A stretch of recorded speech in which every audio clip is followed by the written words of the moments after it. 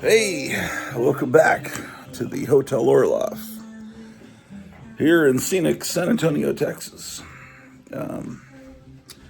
It's Wednesday morning, March the 19th, 2025. It's a windy day out here, man. And the winds are supposed to get up to 65 miles per hour.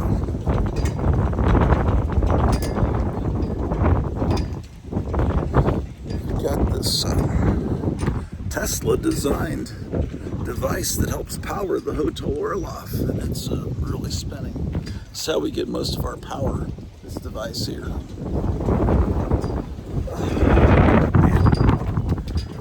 So, it's about 8 in the morning. Well, I woke up this morning to some sad news. The Mad Peck passed away. Do you know who the Mad Peck is? I guess I've known who the Mad Peck is since 7th grade. Well, let me show you. We'll do a. Oh, and by the way, yeah, I don't know what I'm talking about. Let's see here.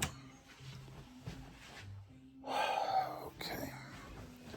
As far as books about comic book history, of course, everybody knows the great comic book heroes by Jules Pfeiffer, right? And he was,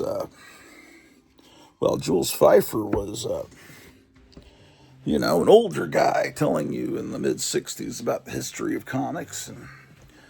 But there was a book that came out in 1971 from a younger perspective. And I ordered this book from superhero catalog, Heroes World catalog, and when I was in 7th grade. Man, I'm probably going to wind up with a copyright claim with this music. Hold on. Actually, this song, The Point of No Return by Gene Daniels, it's when KLIF in Dallas, the station that invented the top 40 radio format, when it announced that Kennedy had been killed in Dallas on November 22nd, 1963, they interrupted a Shirelles song, and they made the announcement, and they cut back the music, and it was this song that was playing, The Point of No Return by Gene Daniels. It's appropriate, right? And then they realized, why did we cut back the music? And then they cut back to the news. They were all confused, you could tell. You can hear the air check of all that happening on YouTube. Oh, I could put a link down below if you want me to. If I forget, remind me and I'll do it. I mean, all you have to do is look up KLIF, November 22nd, 1963. Anyway, it's a great song. One that you don't hear on oldies radio. But, my goodness.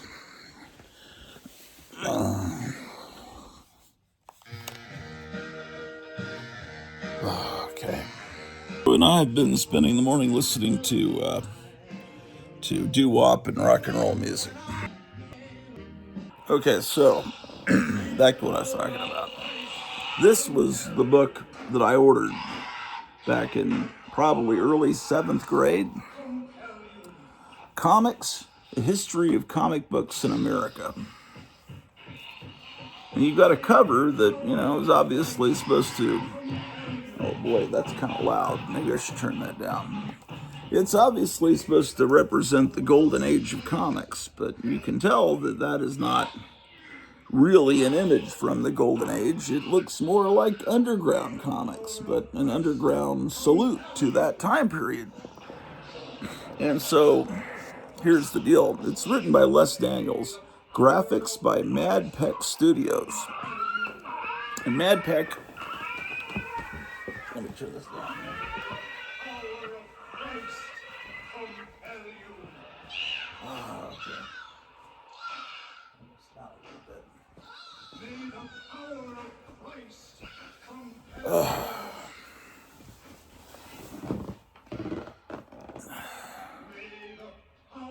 Turn the sound down a bit.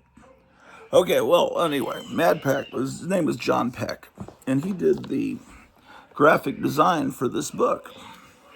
So he designed the logo, everything. The back cover is a wonderful pastiche of this old ad that you might remember from the 50s. So this is very different from Jules Feiffer's The Great Comic Book Heroes, or from All in Color for a Dime, and all those more scholarly or nostalgic. Well, this is Les Daniels. I don't know how old he was. I imagine he was in his 20s when he put this book out. But this book, I got it in 7th grade, and then after that, I discovered a copy of this was actually in my junior high school library, and I would check it out so I could read it at school. But I'll tell you, yeah, after a while it was removed from the library because they didn't realize that. They just probably figured, oh, this is an innocent book about the history of comics. They didn't realize what was in it, and that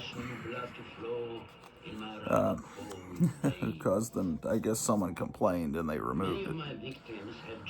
Anyway, what you've got here is a very well written book. Let's see.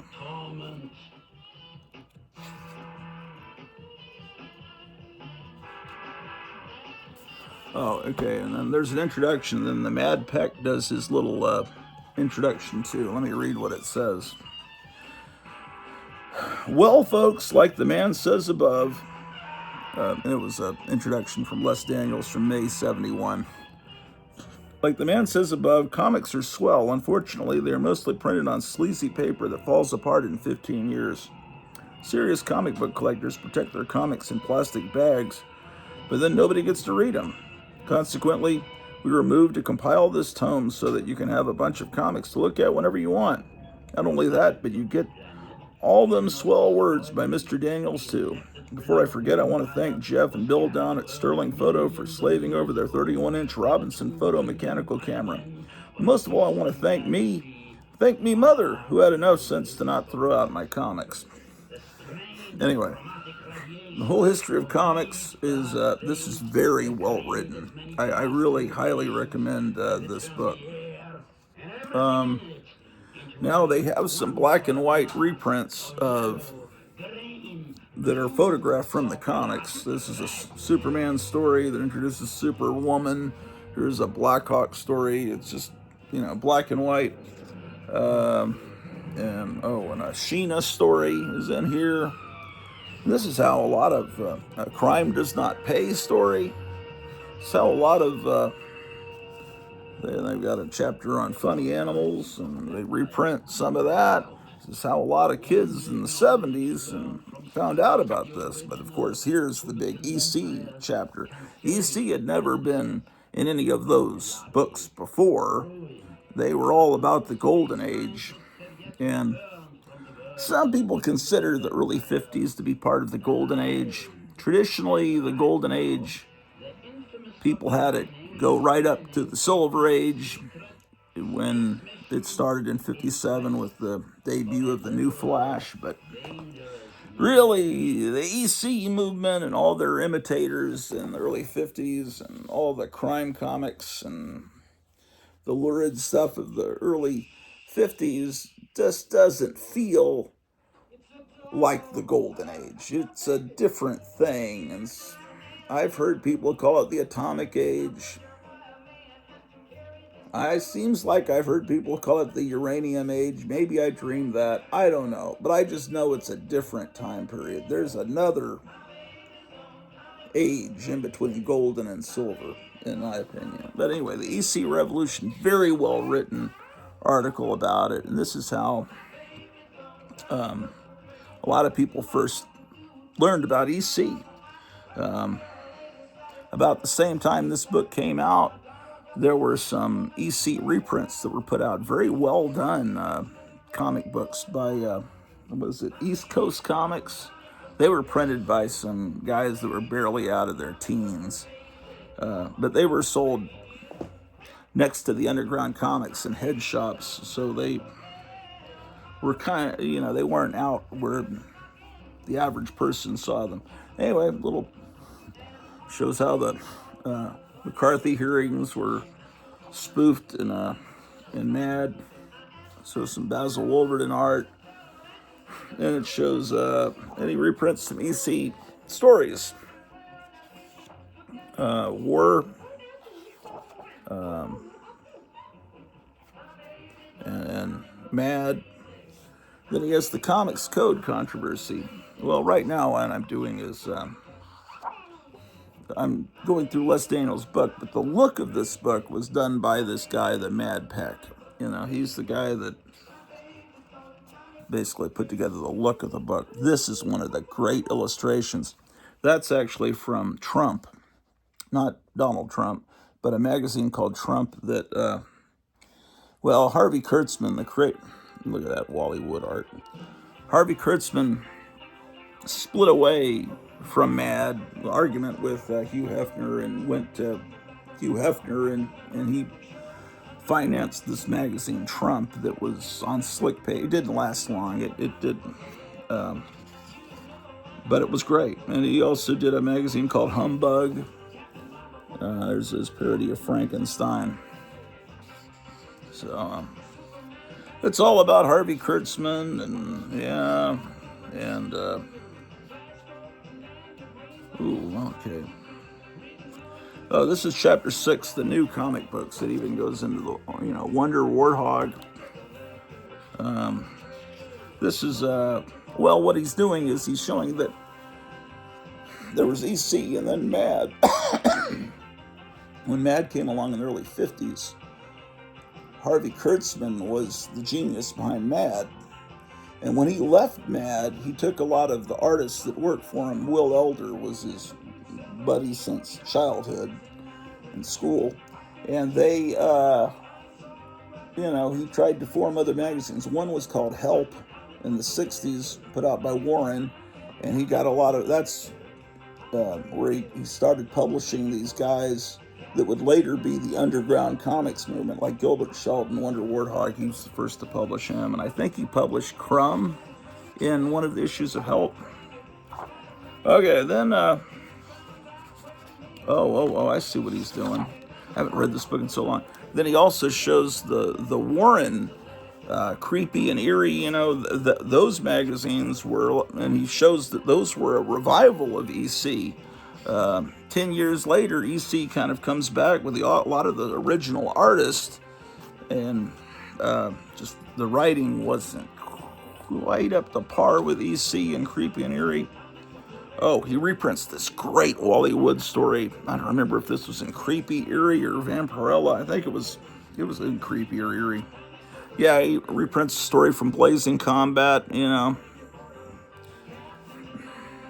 So he shows how everything went from the, and he reprints Two-Face story. There's a color section in the middle.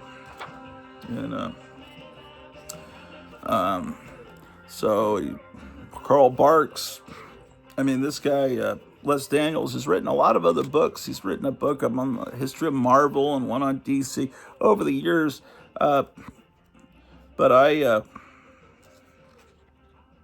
There's a great EC story with the,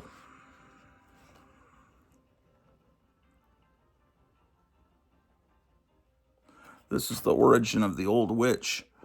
She shows how that's her little baby. She shows that her mother was a vampire, her dad was a werewolf, and that's her there, a little red-haired baby that they're holding there. A Submariner story. Wow. You can see how this, the chapter on Mighty Marvel, and it shows everything up to 1971, which was a great time. 1971, I keep saying, Captain America story. If someone came to you in 1971, and I've said this multiple times, someone came to you in 1971 and said, hey man, I've got a box of old comics, that would be something to get excited about, because I keep saying this, there were no bad comic books before 1971. There are some that are better than others. If it was all Classics Illustrated or all Treasure Chest, which was a comic book that they handed you in Catholic Sunday school, that may not be as exciting, but even those books are great compared to the dreck that comes out today. It doesn't matter what genre. In 1971, the early 70s, and even up through, I would say even up through 1980, if someone said, I've got old comics, well, if they're 5, 10 years old, well, that's going to be a great time period, and they're going to smell great. And now if someone comes in and says, I've got old comics, more than likely they're going to be from the 1990s, and it's going to be terrible. And you just hope, well, maybe there was the first Deadpool in there, but that's, the 1990s are now 30 years in the past. So that would be like in 1971, comics that were 30 years in the past would be World War II. So that would have been a great thing. I was 6 in 1971, so I was just learning, to read with Harvey Comics and picking up some of those Ghosts from DC and I was into the horror comics. I reprint a lot of stories, and then, Doctor Strange, and then early Steranko, they show a bullpen page, but, they show Steranko's story, but then there's this chapter, which is probably why this book was pulled out of my junior high school library in the late 70s. First of all, it shows you panels from the 8-pagers, and he calls them the original underground comics, and that's really true. They're also called, this is how, I was reading this, I found out about Tijuana Bibles, and here they've got one about Pretty Boy Floyd and one about John Dillinger, who are currently alive and active gangsters, bank robbers, whatever, killers.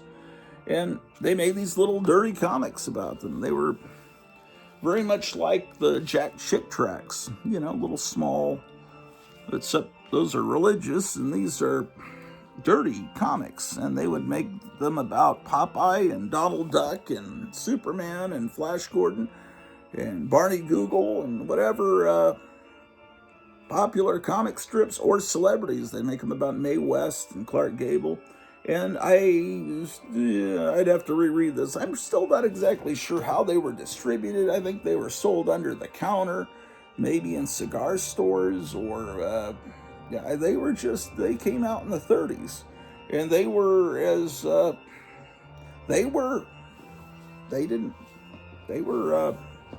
stuff that people could have been prosecuted for if they were caught. And people thought they were printed in Mexico, so they called them Tijuana Bibles.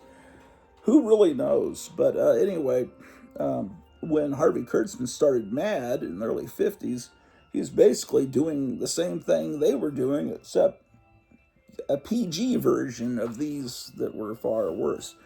PG meaning that, they'd do a parody of Captain and the Kids or Popeye or Superman, comic books, comic strips, and they'd make the art look like the original artist. And they would try to do that in these Tijuana Bibles too, sometimes better than others. Some artists that were better than others doing these 8-pagers. And the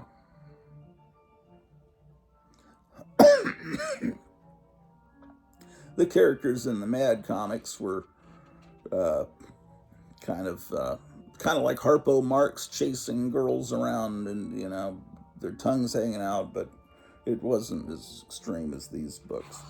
So anyway,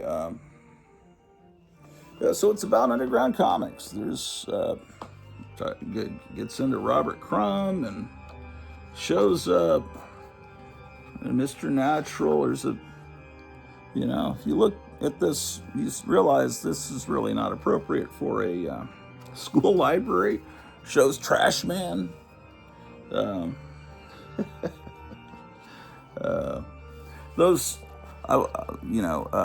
that 1989 Batman movie, the cars, the Batmobile and everything were very inspired, I think, by the way Spain Rodriguez would draw these futuristic cars, man. Someone should make an animated Trash Man movie. That would be great.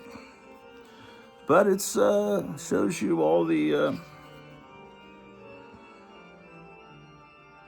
and of course, he even shows some of his own art. That's, you notice that's Mad Peck art there, down at the bottom and there. So he puts himself into the history of comics, which is great. I mean, he deserves to be in here. And then there's he definitely shows you the Meatball story, which is one of it's a more clean Crumb story that you know, this is not a Crumb story that's extreme. It just shows people getting meatballs falling from the sky and hitting people on the head, and then after that they're enlightened. It's basically a metaphor for LSD. What, you know, Freak Brothers story was at the Bailey Junior High School library. Yeah, I wonder what that librarian thought when they realized how many kids had checked this book out. And great introduction to underground comics, which I didn't really... Nard and Pat. You know, Skull was underground comic that a lot of the underground comics were done with a heavy salute to the EC Comics, because these hippies of the late 60s were the little kids of the early 50s that had their comics taken away by angry parents, teachers, German psychologists that said that comics were causing juvenile delinquency. Well, this is Comics, one of my prized books by Les Daniels, and the art design is done by the Mad Peck. Now, the Mad Peck was also, he got into concert posters, for rock bands, and so he did, like Robert Williams, a lot of those guys did. They made money designing posters, and also he worked for Cream magazine. He did a lot of rock and roll stuff. Hold on, let me put you guys down for a minute. So I had that book, and then one day at the Six Flags Mall, it went into, I think it was Walden Books, probably. I'm guessing that I was in high school, probably early 80s. And I found this book. It's a whole book about the Mad Peck Studios. Now, everyone's today becoming aware that the Mad Peck died, I guess, Saturday. And Drew Friedman put a picture up. He did a portrait of the Mad Peck. And the Mad Peck wrote under it, he said, "That's great that you kind of figured out what I look like." He says, "I haven't allowed anyone to photograph me in so many years." He would always wear a mask. And he was also a DJ. This is the Mad Peck Studios, a 20-year retrospective by the Mad Peck. Now, you like to use this character that was basically the Black Cat character from Harvey that he altered. Let's see. These are some of the characters he used a lot. This book came out in 1987, so I'm wrong. I was 87. I was like graduating college when this came out. Oh well.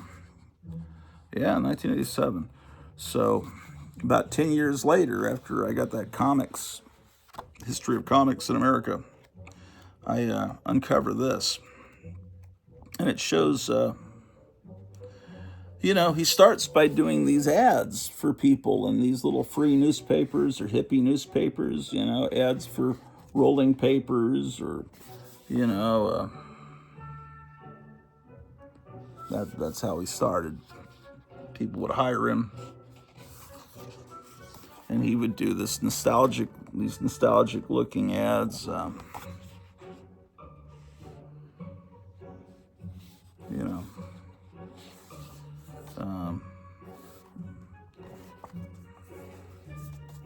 and a whole catalog of stuff I guess he used to sell. He had a whole little.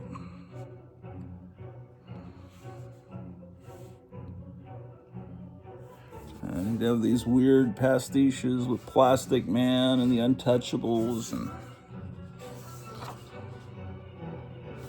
look at this little ad. Jimi Hendrix is coming, November 27th. Little things like that, little spot illustrations that would be in a lot of stuff for the hippie generation advertising a radio station. Turn on at midnight, Friday nights with Al Frazier.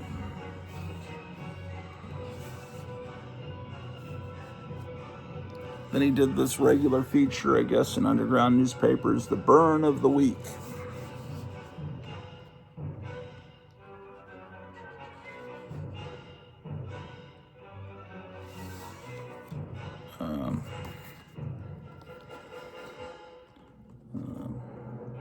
This is obviously from that same time period. He did the cover for comics.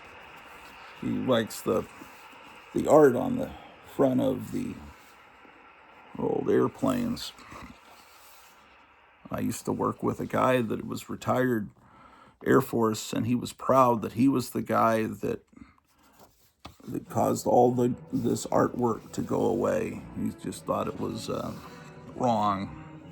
And I thought, no, there's whole coffee table books about how great that stuff is. But oh well. Here's a Archie parody. Everything's Alfred. And then here he shows how he worked his little thing about working on the comics. But see, his influences are all, it's I guess like a rap artist today takes from all these other songs, and they, I don't know, they put together a pastiche, they sample. He would do the same thing. He'd take things from old comic strips and turn it into something new and wonderful. But after a while, he would, and then this takes him right up through the 80s. Oh, he did this great thing. He was calling himself the Masked Marvel. Look at this. He has tape O hits for 1961. So this is like, if you want to make a mixtape, he tells you what songs to get, right? And he has this all timed out to fit on a cassette. Let's see. Side A, and then he gives you all the original running times of the 45s and has it perfectly fit. If you have, of course, you'd have to get all these 45s. This is for a 60-minute cassette, see? So you could fill an hour. Now,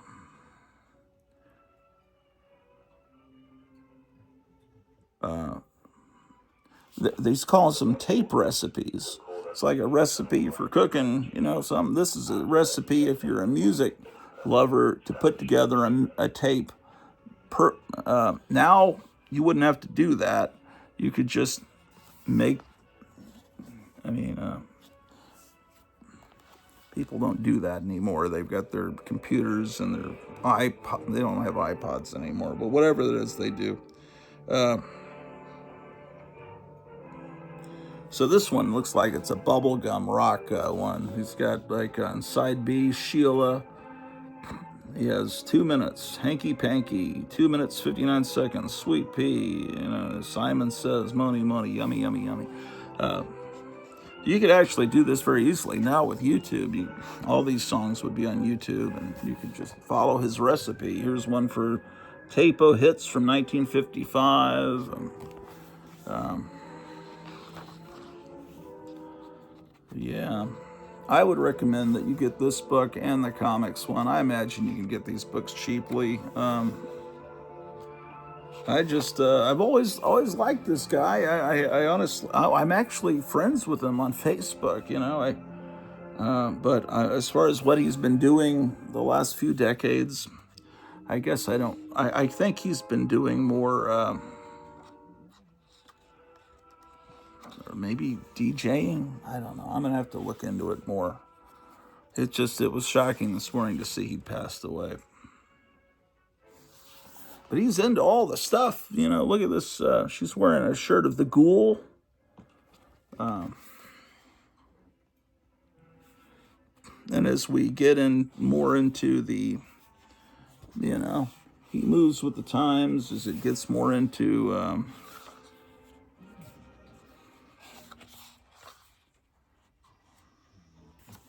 so we move more into the 1980s. Let me see, man. They flip more towards the end. He became known as Dr. Oldie. So I don't know if, yeah. He had a radio show, the Giant Jukebox Show, 7 to 10 p.m. on 95.5 WBRU. I wonder if there are air checks of his old show. So this guy was into old comics, but kind of shifted more into music. This is from the 80s, because I got Reagan. So, he was...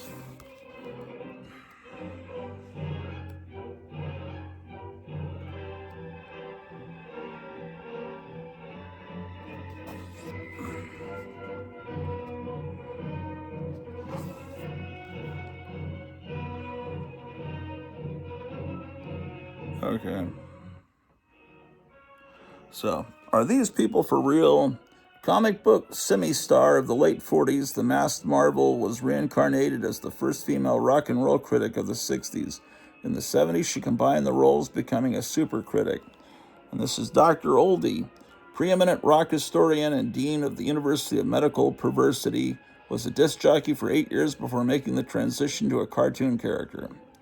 And son of the 50s TV star Froggy the Gremlin, Frogman Jack became a featured rock critic in Cream, even though he was functionally illiterate.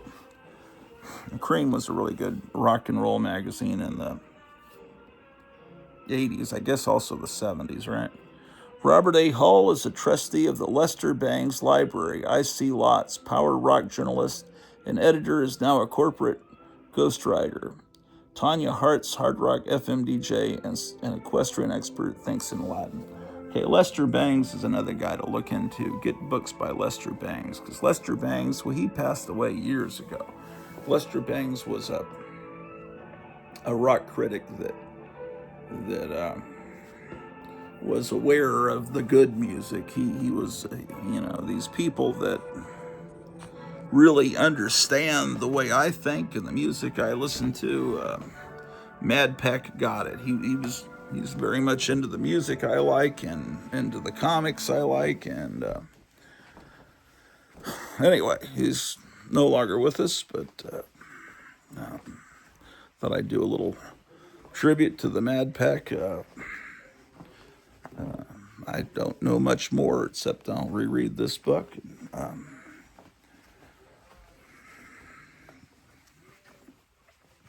I don't know how aware you guys are of him and all that. Hold on a second. I don't have my tripod. I just don't know where it is.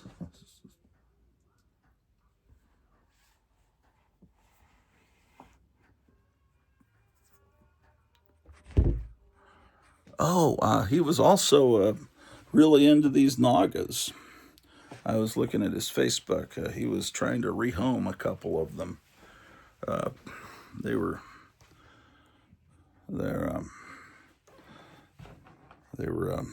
made by a rubber company to advertise Naugahyde, those little guys. There's another one. So, wow. Well, it's 9 o'clock. I haven't had breakfast yet. Well, anyway. Mad Peck. God bless him. He was someone that understood me. And there aren't many people that understand me. Some people kind of partially, but as far as all the weird stuff I'm into, I guess you'd call it weird, all the comics and culture and music, and it's anyway, we're up here in the 47th floor of the Hotel Orloff. I've been going through old comics.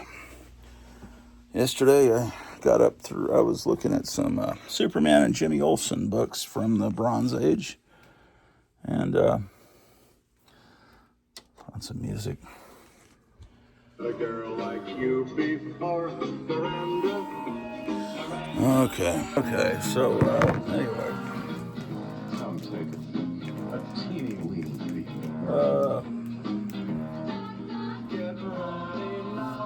here are some of the dollar comics from, what was that, about 1980, 79? When did they do that? It was, the premise was, we're going to give you comics as thick as Golden Age comics, but we're going to raise the price. We're going to basically double the price, and we're not going to give you any reprints, which I kind of like the reprints, and no ads.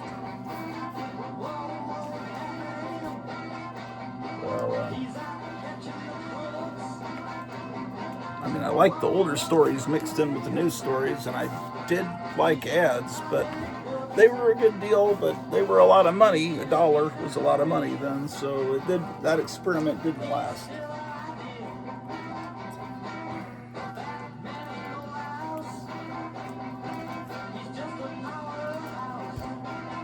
Oh yeah. So we move into Lois Lane. My older Lois Lane books are going to be in the over there, the Silver Age. Damn it, man. Okay, so how about that?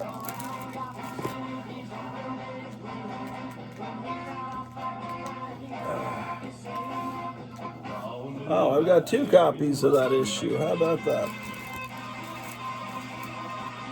So that was 124, and then I've got 2 copies of 131 here, and wish I had more.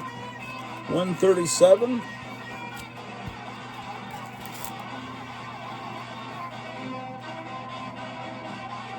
This was a comic that was really intended for girls. Now, I just found 2 issues of Jimmy Olsen that are not in the proper order. They're not in the right order. Let's see here, man. Okay. Superman's. This is Superman's girlfriend, Lois Lane. Jimmy Olsen is Superman's pal. G comes before P. The G in gal comes before the P in pal, in girlfriend. So I need to put these in front of the Jimmy Olsen comics. Yes. Oh, here's a reprint of the Treasury Edition giant size book.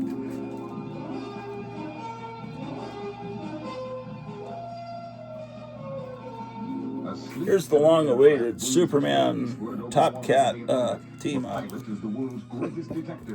That was insane when DC briefly got a hold of the Hanna-Barbera properties. I'm currently cruising at 1240. It's done in this modern style of art, and my estimated time of arrival over Africa's Kabanzi jungle will be approximately 25 minutes from now. Look, secret squirrel. Everything's done in a super serious looking way. It was actually kind of funny, honestly.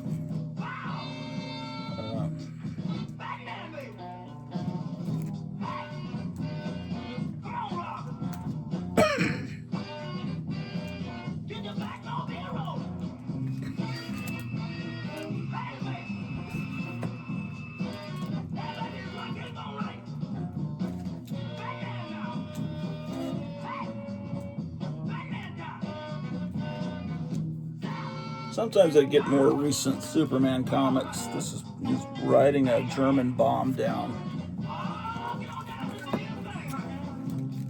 So if you tried to post that cover on Instagram, they would take it down. They'd say it's hateful because there's a swastika on it. They have zero tolerance for that. Even if it's, I guess you can't really post many I guess you can't post many Golden Age comics where they're fighting against the Nazis because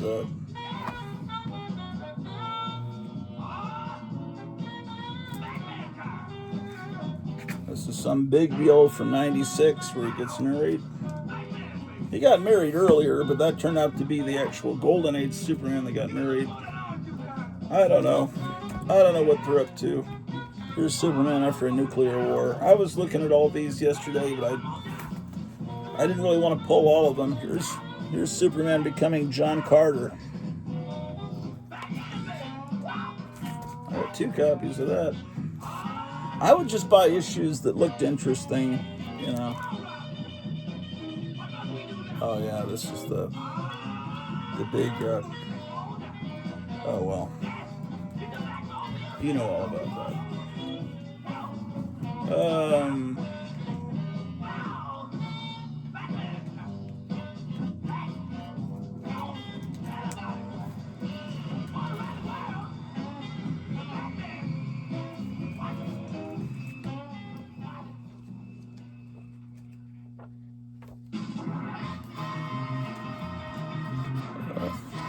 Anyway, here's Superman beating up some fentanyl people.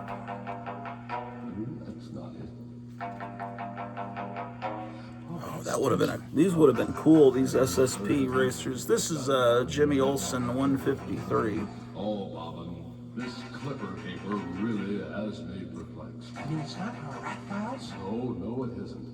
The only thing we know is that great stuff. Okay, so that's 153, it's cutting the hair 157, and then the slowest lane. I got to get this filed. These are all out of order. Here's a German. My brother sent me this from Germany when he was stationed there. It's obviously the world's finest, I guess. Germans print their comics on this really slick paper. I mean, it's thin and slick. It's the exact, not that you would know what the pages in Playboy feel like, but it's that same kind of slick paper, but thin. The Flash is called the Rotor Blitz. Sounds like a name of something you get on at the carnival or the state fair. Just a moment. One moment. Trust me, I'm doing something important. Hold on. Oh, here comes the mailman.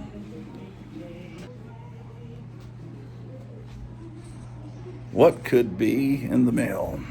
Let's take Drew for a walk and we'll check the mail. Yeah. Weather's changing.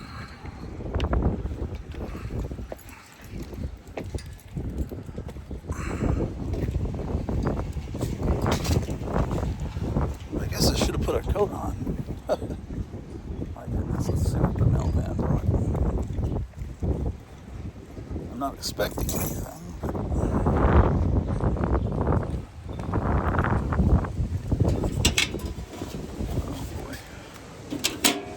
What is all this nonsense?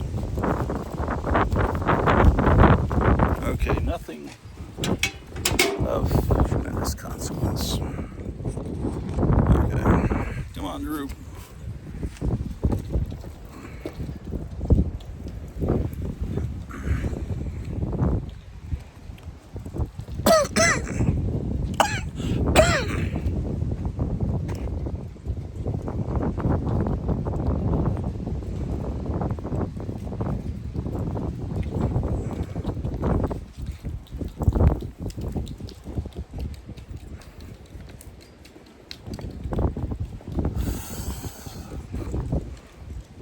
on this way, Drew.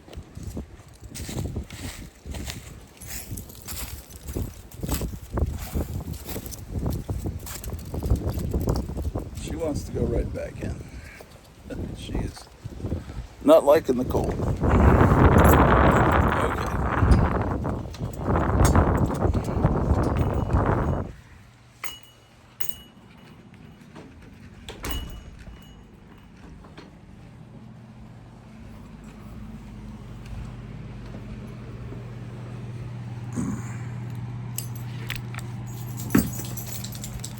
Okay. I need to test something here. I was listening to this homemade disc upstairs, and there was some skipping. It sounded like skipping, so I've got to see if this disc plays okay on the machine down here. If it plays okay here, then that means that the machine upstairs is at fault. If it skips here, that means the disc is at fault. And the song here was skipping upstairs.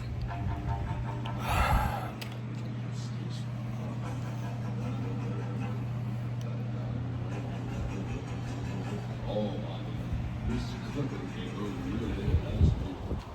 Is that the right files? Oh, it is. The only thing we know is Which means if it doesn't skip here, then the disc is. Did you see a flicker of light? I think maybe the wind might be about to knock our power out. Somebody sure hope it's like the old rainer. it's horrible, horrible. We must rely on rain power for these crews.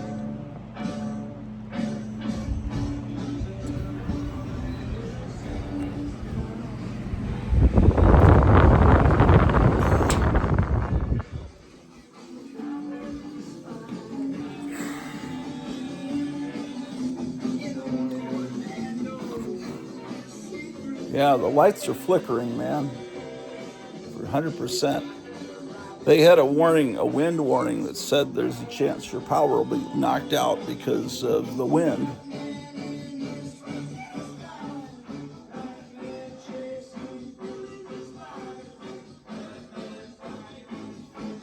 So far, I don't hear any skipping.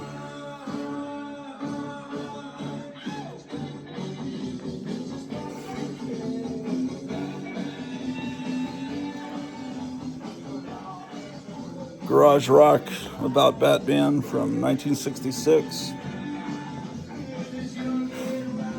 Kind of Kingsman style.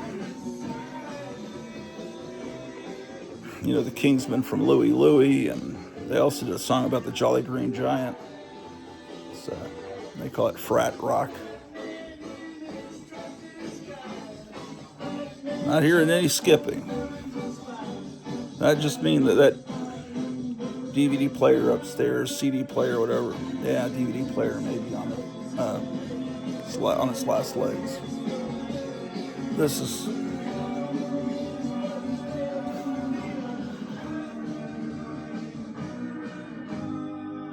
Okay, I am now comforted. These kind of things really bother me. Were you worried about that Batman song having a skip on the disc? You were, weren't you? I just heard a crash. What did they knock down? Damn, it's the second time they've knocked this train down. I better put it somewhere else. Oh shit, man. These cats are. It's this little cat here, man. This cat's knocked this train down. This is, I think, my dad's train. Second time he's knocked it down the stairs. Damn, man. American Flyer, no less. Actually, it might be from the 60s. I might be wrong. Let's make sure this train's still okay. Shit. This train is what got knocked down. Okay, maybe I'll put it over here.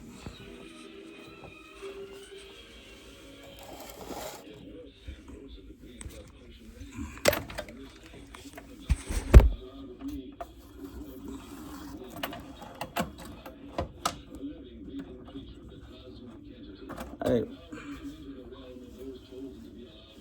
gotta cat-proof this house a little better.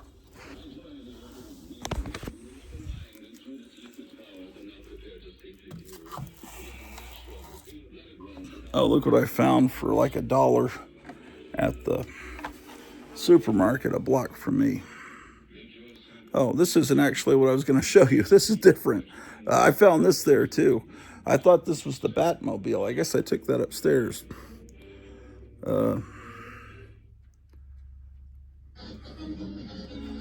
Yeah, it was. This isn't what I was going to show you, but it's cool anyway.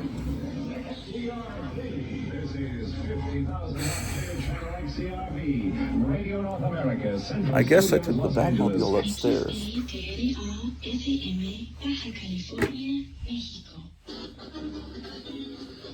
You're listening to XCRF, the Acuña Coahuila, in the Republic of Mexico, your clear channel station that covers every state in the nation. Okay, so I'm moving stuff around here. Clear.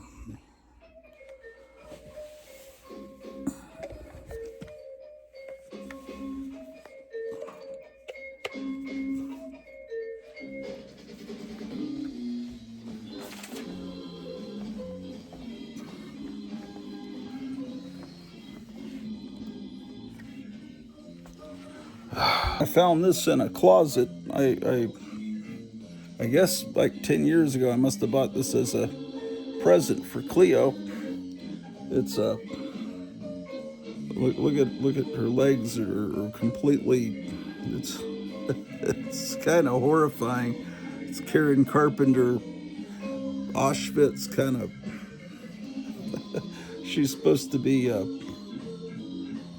I guess she's supposed to be like a Day of the Dead Mexican character. Her name is Scalita Calaveras. So apparently, you know, these, I don't know. I think I looked it up. I think it's like $100 in the box thing now because these things are, the little girls that played with those are now in their mid-20s and now they're seeking them out. And I know there's Monster High cartoon movies, but now I'm seeing there are my wife showed me last night, there's Monster High live action movies now. You heard about that? Callie, have you heard about live action Monster High movies? You haven't heard about that, have you? That was not the cat that knocked that American Flyer train down. It was this guy over here. Oh my gosh. And old Alan over here is just kind of grinning and bearing everything. Gotta empty the kitty litter box, man.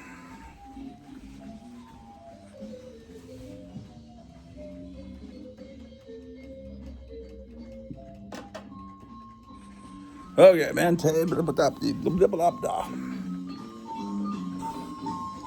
I guess this disc is okay. I assume it's today is Wednesday, but David Wilcock's going to be on today. He normally comes on Sundays, but today at 1 o'clock Central Time, he's going to be on because he's had really strong winds. He's up on a mountain in Colorado, and every Sunday when he was about to do his show, they forecast, hurricane-type winds.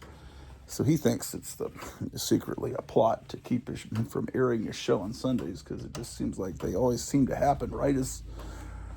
But anyway, he said, he'll do a show today, and he's nutty, but I love him. I think he's great. He's entertaining, but it's a fun guy to listen to.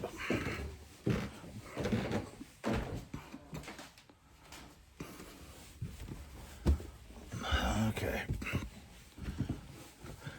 I don't like silence. Some people like silence. Oh, sometimes I like silence. But I like music. And music and comics go together, just like some people like their coffee a certain way. I like my comics mixed with music. So, Let's put this music back in.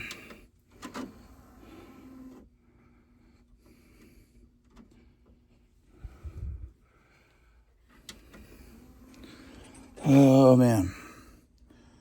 So,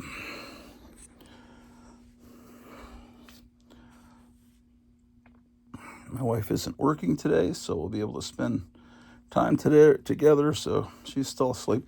I'm not going to do any live show today, but possibly tomorrow. That's good. There's a good chance. Signs point to Thursday being a good day to do a live stream. It's the new horror show that has everything. Everything you think they can't be scared anymore. Are you ready to take the oath of green blood?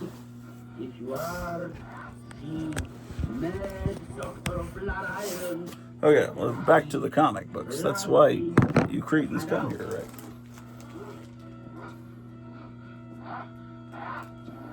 Mad Doctor of Blood Island. This is the Superman Gallery. Blood ritual in one shocking show. This is just a bunch of different covers. The early ones are very frameable. And this book, I think I got this book, they were about to toss it. It's kind of crinkly, like it's had water damage. You know, it's more modern covers. So I wouldn't. That's great. This. I'd feel weird cutting it up. Well, I'd want to get another copy of it. It's just how I am. That's from a bubblegum card. Yeah, some of these would look good framed. They're all actually pretty good. Look at this 2-page spread. You just pull that out. How about that? Incredible. The Superman Gallery from 1993. Easy to read.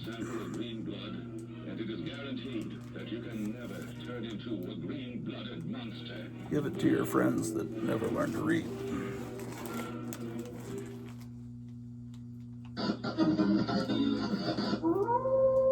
Now, I didn't buy these when they came out. This is 50,000 watt clear channel XCRV. I should have, because I like, it's like Jack Kirby drawing all the superheroes, but you know what I thought at the time, I knew there was a Superpowers toy line, and they just seemed like an attempt to sell the toys, which they were. Actually, I don't see Kirby art inside. Maybe this is the second mini-series. It's got Kirby covers. I think the first series, yeah. I knew they're just selling out, and they've got a comic.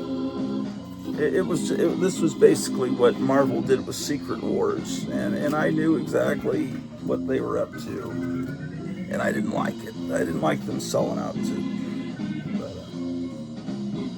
This might be the original one. It says 84. This probably has Kirby art inside. I don't know much about it because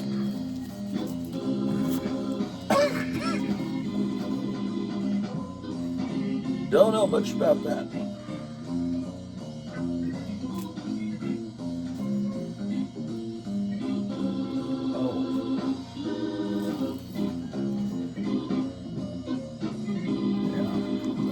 I think that's the first series.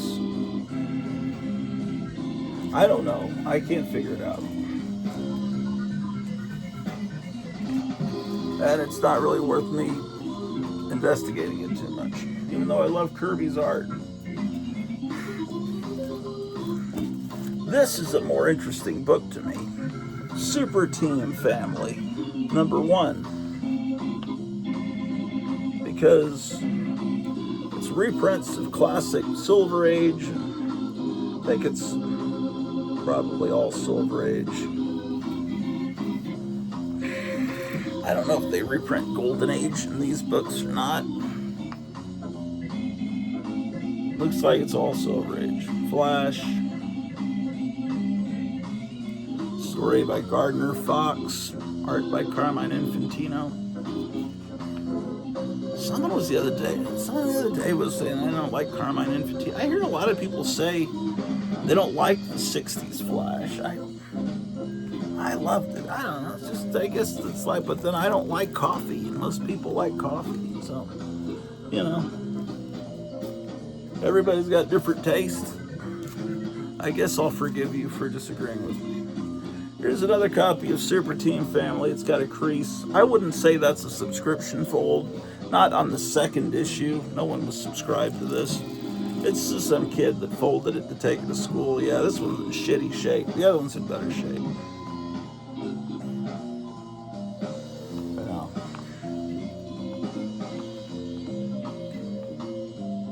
Yeah, this is fun shit.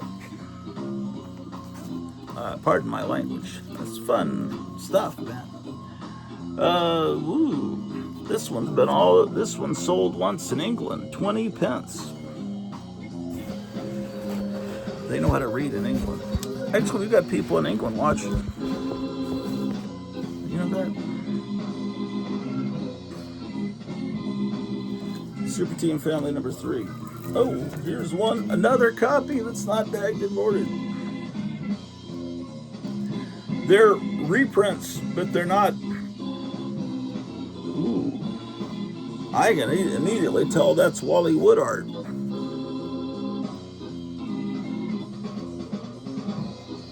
Amazing.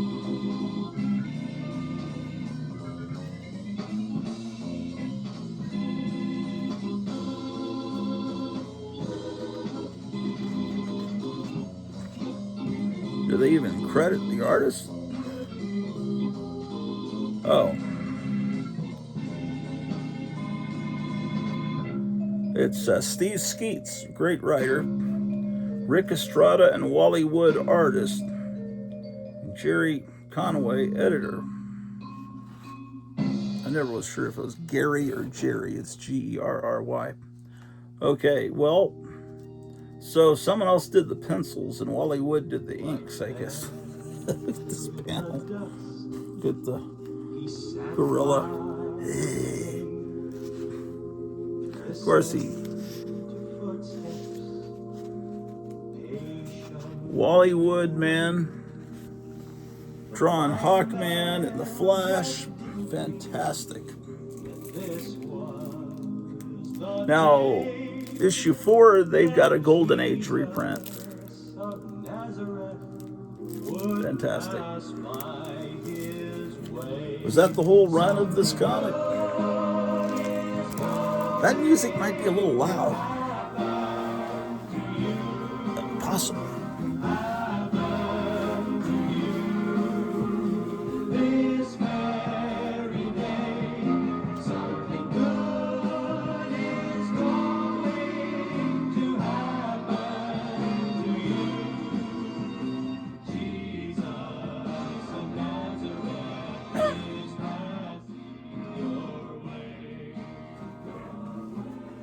Amazing.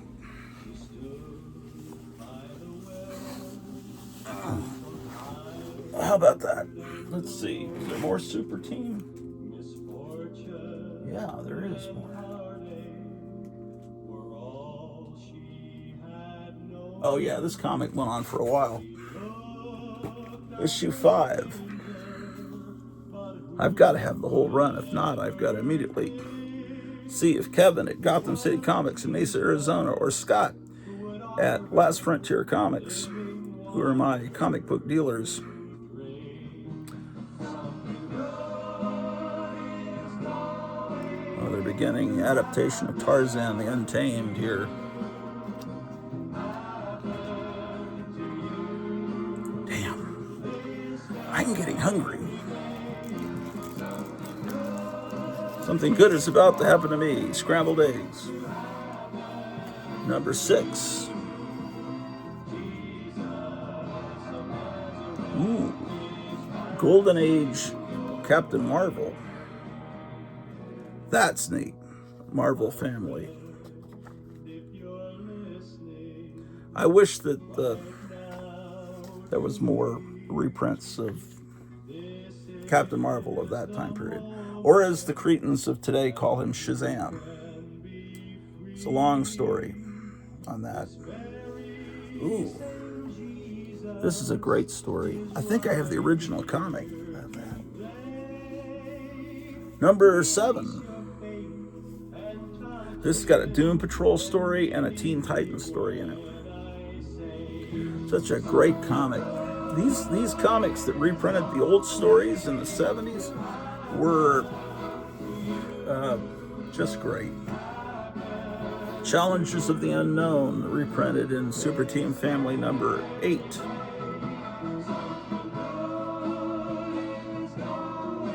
Oh man. He's about to saw his head right off. Ooh. Special Investigator Kit.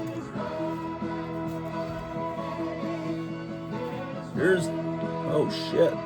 Here's number 9, and then I don't have another one until 14. That means I'm missing 10, 11, 12, and 13. 4 issues. That's not good. Ooh, nice artwork.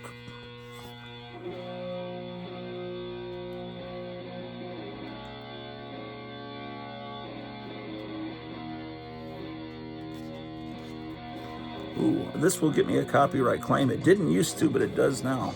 Skeet script, Jack Abel artist, issue 14. Look at this Linda Carter poster you could get.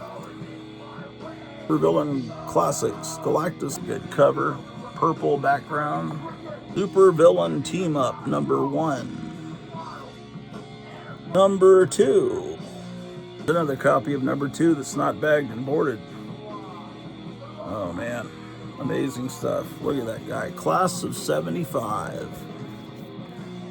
One presents well, as they like to say, but the back covers, someone set up drink down on it.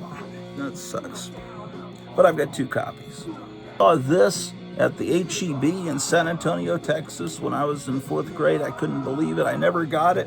But years later, my wife got me that Doctor Strange Treasury Edition as a birthday present. That was great. Many decades later. This is fantastic. It's weird. Submariner was one of the stars of the Marvel superheroes cartoon show in 1966. He's a superhero, but a lot of times he's considered a villain. He's one of those guys that can go either way, kind of. I'm missing issue 3, but here's issue 4. This is my childhood copy. I always like to point out when something's a childhood copy. Of course, it's not bagged and boarded. That's my... Is it my stupidity or my lack of funds? I think it's my lack of funds. Okay, well, fantastic. Here's number 5. So I've got to remember to try to seek out issue 3. Some people collect, I don't know if some people collect this comic, they love this comic, but I don't know if this has ever been printed in a trade paperback altogether. Probably it has. Here's one of those Heroes World ads with all the little toys and the Mego dolls. We call them dolls. The term action figure had not really been coined yet. They were clearly dolls. That was number 5. So I'm missing 6. Here's 7. Ooh, that's a scary thing. Why is 25 cents so large? The comic's been 25 cents. What is that telling you? That soon, that's almost like saying still only 25 cents. That means the next issue is probably going up to 30 cents. 7, and actually I don't have the next issue, but by issue 9 it is indeed 30 cents. 30 cents. This song was the theme to Slam Bang Theater, which ran from the 50s through the 70s in Fort Worth, Texas.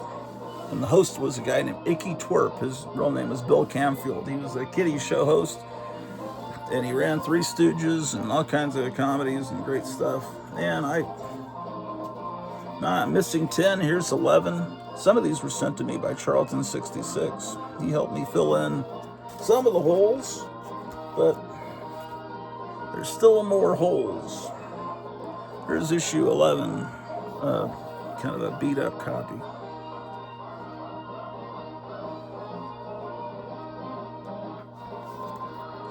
Oh man, Embarrassment of Riches, 3 copies of number 11. I wish I had other issues I'm missing than multiples of one issue.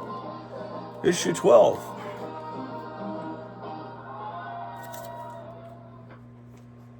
June of 77. So that means this came out April of 77, but of course, you know, in June of 77, Star Wars was in theaters. But it was, here's a copy. Oh, well, ooh, here's an interesting thing. This is a newsstand, right? But it's a better condition than this one that's from direct distribution with the diamond. In fact, someone wrote June 77 on there because on the newsstand one it says June. This one doesn't have the June. So anyway, it's all beat up. So I have three copies of that one. That's 12. Then I'm missing 13 or 14. Here's 15. I don't know if this is the last issue. Ooh, it's a reprint from Astonishing Tales 4 and 5 with Wally Wood art.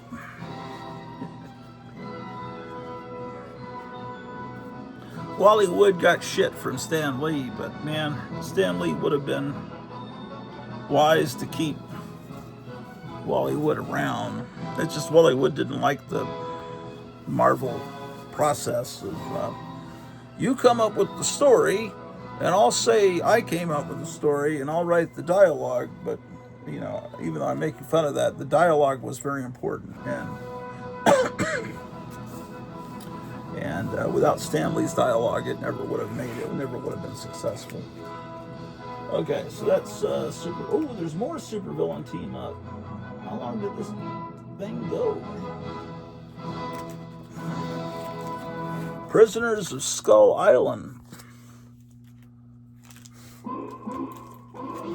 Yeah. Man, I got a lot of copies of this. Ooh, this song always gets me a copyright claim. Shit, I didn't damage it. Carmine Infantino, wonderful artist. But I'm going to show you how he draws Submariner. He looks like a movie star. Hold on. And the art of Marie Severin is always appreciated on this ad here. Number 17, giant-sized supervillain team-up. Meyer Greenblatt points out the title is actually giant-sized supervillain team-up. He would file this under G. I put it with the S with the supervillain team-up. It's just different ways of organizing. The beat-up copy of the same issue. This is really spectacular. Don Buscema, Roy Thomas writing.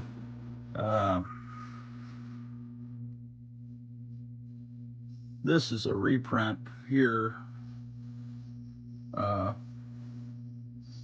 Larry Lieber, people don't give Larry Lieber credit for he was Stan Lee's brother. I mean, Stan Lee's real name is Stanley Lieber.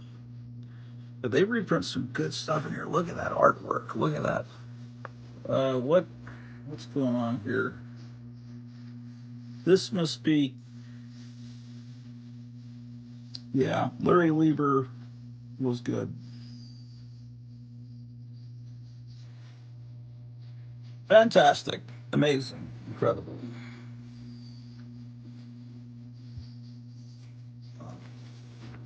I'm starving. Did I mention that? Oh, we were talking about Swamp Thing #1 yesterday. I guess I don't have that, but I have Swamp Thing #2.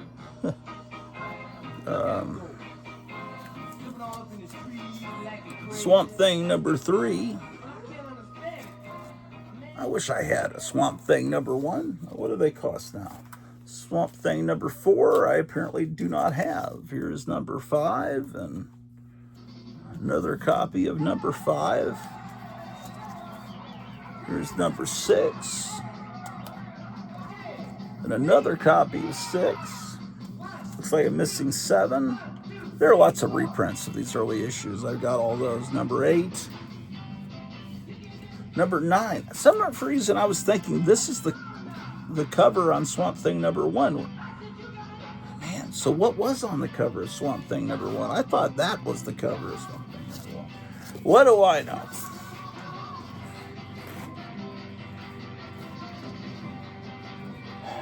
Wonderful, wonderful, wonderful. Okay. So we've gone through 3 comic boxes over the last few days. Hold on.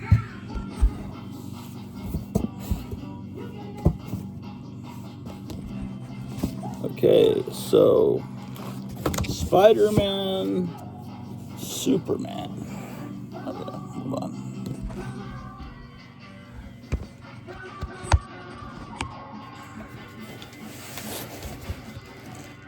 Strange Tales.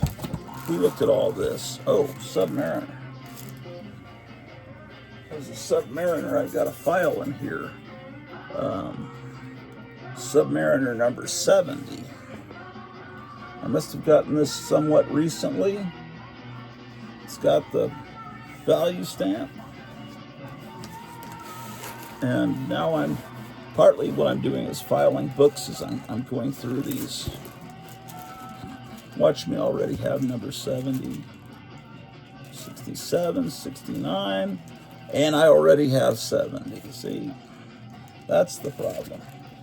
You guys with the little apps on your phone where you enter in all the comics you own, that's probably actually a good thing, except it would take time and I would damage my eyes staring at a phone that long.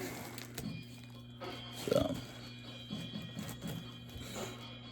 But now that I've got these books organized in a way I can get to them more easily, I should be able to look at it. Just but when I'm out, if I'm ever out in the wild and I see a book and I'm not sure if I have it, that's when the danger is of me buying it again. So I'm trying to file in this beat up Superman 316. Some kids scribbled all over it. I don't know if you can see those red marks. Yeah. It's got a Mark Jewelers insert, but it's in shitty shape. So I don't know if that matters. Here's Superman 262. I'm sure I already have that. We just looked at that the other day. Now I have 2 copies of that. 294.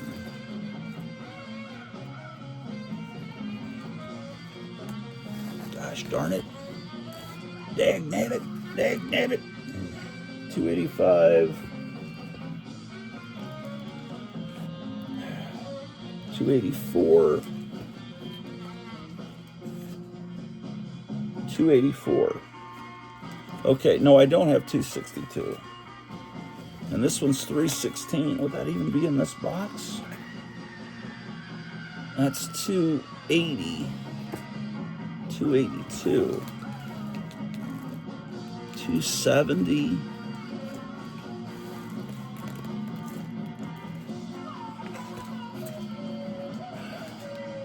262. Okay, this will go in the. This needs to go in that box.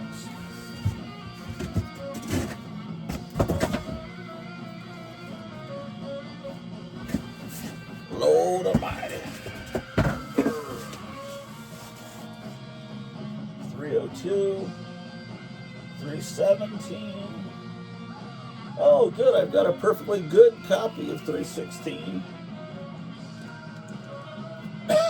And a shitty copy with a Mark Jewelers insert. Well, I got something productive done. I filed 3 comic books. I'm so proud of myself.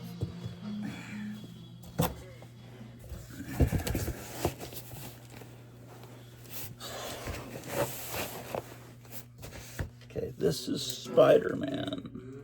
Okay.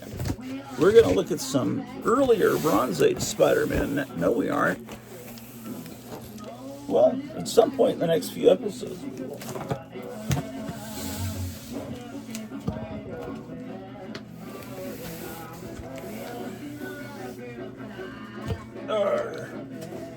Matey.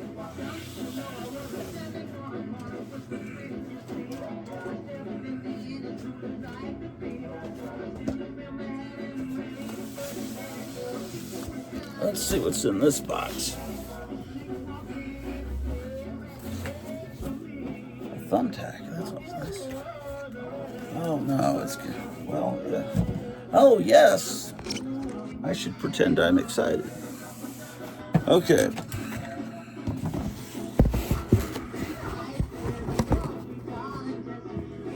Okay. Yeah, there's probably good stuff in this box, maybe. Oh, okay, yeah, whatever. Shop. There's some good stuff. Oh, good, excellent. This is perfect. Perfect. Okay. Well, this box starts with latter period ROM. Space Knight, little toy. I always thought the toy looked stupid. Now I look at it and it looks pretty cool. But I got these ROM comics. Some of the later, sounds like rom-com. Well, they had some good artists, man. This was a good comic, you know. I'm not gonna lie to you. It's a good comic. It's promoting a toy. 3 copies of issue 40. Here's 41. There was Steve Ditko art in some of these. I wish I could remember what issue 42. What issues? 43. 45. 46. Another copy of 46. What is that? No. What? At first I thought it was the same comic. It's the same kind of color scheme, but no, this is 49. Special double-sized 50th issue.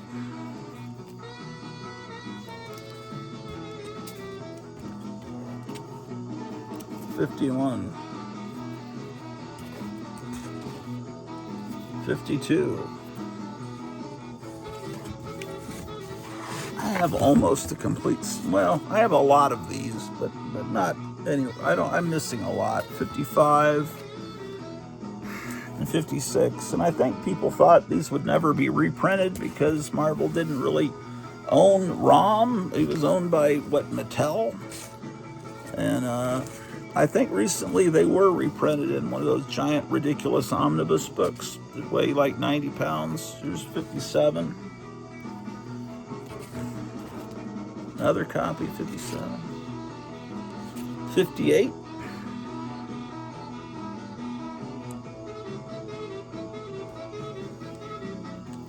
Yeah, it would have been cool if they had made a toy of this character. Another copy. 61.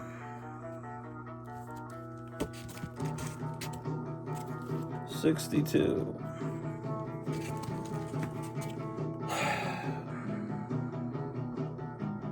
Trying to think what time period we're in now. I think we're in the late 80s, more than likely. There's another 63.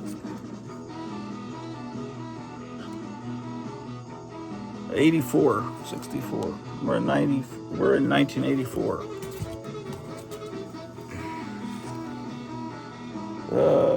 65. It really felt like 1984 a few years ago, didn't it? 5 years. Did we talk about the 5 years anniversary last week of really, like, almost to the day, 5-year anniversary of when they shut everything down and you had to run to get toilet paper and had to put masks on. Remember that fun? You'll never forget how much fun you had during that time. Here's 66.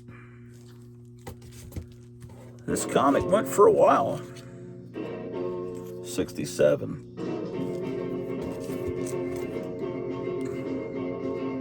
68. Another 68. 69.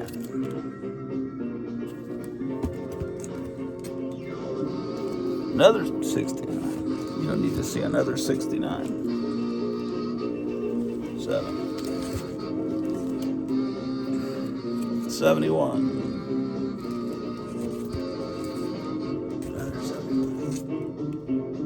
72.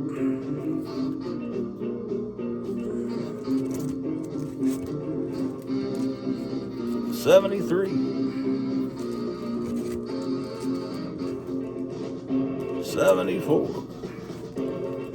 The earlier ROMs were another box we're not going to see for a while because we're kind of going backwards here. 75. At what point? This might be the final issue. Yeah, I think so. The Space Knight saga at an end. After 200 years, paradise. And here's ROM Manual number 1.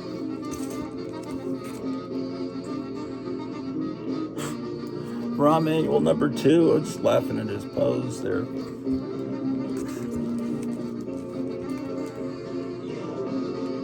Oh my gosh. Number 3. Look at the design of this girl. It's like something out of heavy metal. 4. I forgot what her name was. Forgive me. No. Okay, so here we come to Frank Miller's Ronin, which is what Teenage Mutant Ninja Turtles was based on. Man, that's one of the biggest regrets, I guess, of my life, huh? I guess. When I was in Lone Star Comics and I saw the first, remember I don't have my tripod, saw the first issue of Teenage Mutant Ninja Turtles for sale, and I thought, what is this scratchy art? Oh, I guess they're trying to make it look like Frank Miller's Ronin, and it's supposed to be a little fan-made, little funny parody of X-Men and Ronin at the same time, so I just passed on it. But if I had bought that issue, you know, it's worth unbelievable riches now. Anyway, this is where the art style came from. I got another copy of issue 2, book 3, and that's all I've got of that. Here's Sandman. Don't I have some Sandman? I may not have any Sandman. That critically acclaimed Sandman series, Neil Gaiman. I guess I don't have any of it.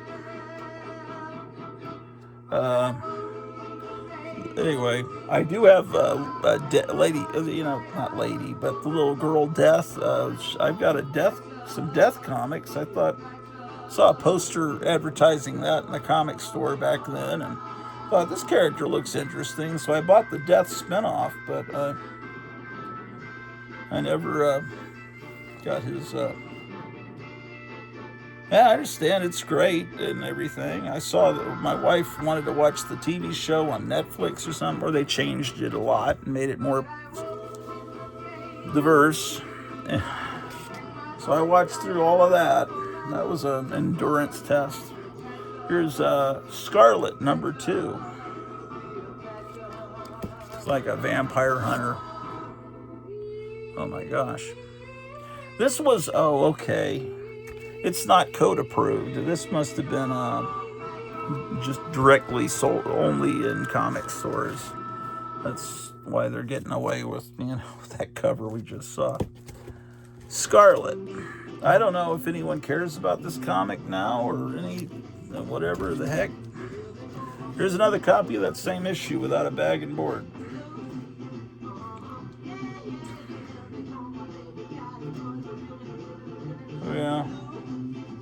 Yeah, it's a little more gory than a typical code-approved comic. At just one point, the code just disappeared. I don't even remember when that happened. At some point, it just went away.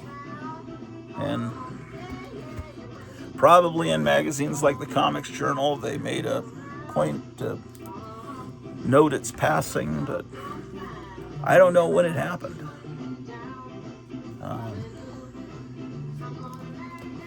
Just don't know. I don't know what. Ugh. This is embarrassing that I own this. Maybe it's good. Tell me down in the comments below, but I'm inclined to think maybe it isn't. I don't know what this is. Secret Empire Spotlight. Sometimes you just wind up with things. Now this is a comic I love. Secret Origins. Early 70s, 20 cent era, early Bronze Age. They reprinted origin stories. It's a great book. I've gone through all these relatively recently. I remember there's 3, there's 4. I think I have a complete set, or I might be missing one. There's something, I don't remember. Here's the Spectre. Number 6. Now this is my childhood copy. This one I bought as a kid. It has Robin's origin and Aquaman's origin. Did it go beyond 7? I'll have to look up. Later, in 86, they started this Secret Origins comic that Roy Thomas wrote, and he had the origins of a lot of Golden Age characters and Justice Society characters. And what he would do is, seems like he'd have a new character and an old character's origin. Well, not always. Here's origins of Green Lantern and Sandman. There's another copy of that. And another copy of that. Shadow Lass and Dollman.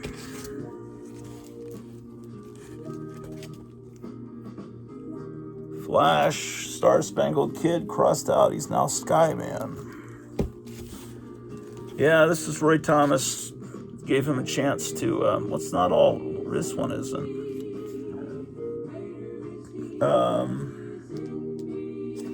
It's Phantom Stranger. I think it's different origins of Phantom Stranger because there were multiple different theories as to what his origin was, if I recall.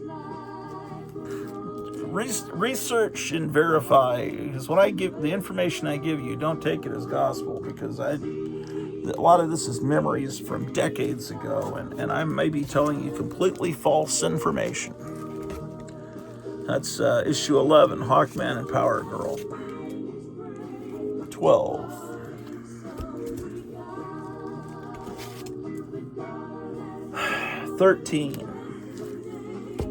This was a good comic book for that time period. This is 87. This is not, by 87 I was like doing other things. I wasn't buying many comics. It was did I just show you this? A lot of these I have multiple, because these were in dollar bins, and I went on dollar bin frenzies and picking these things up.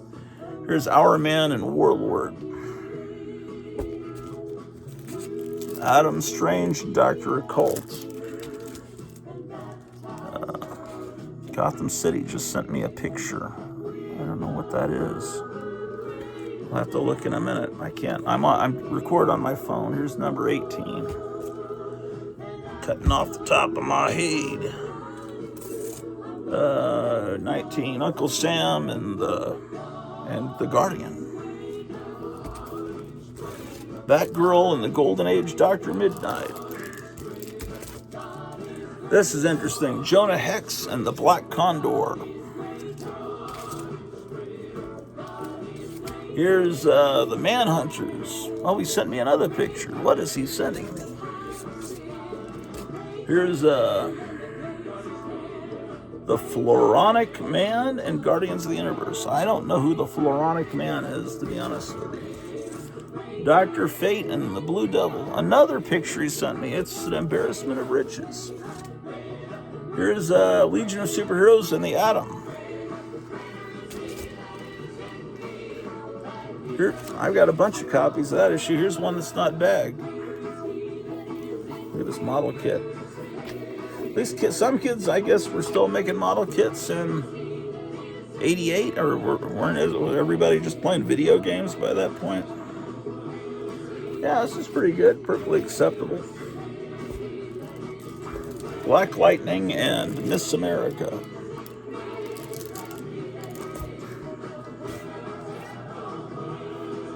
Zatanna and Zatanna.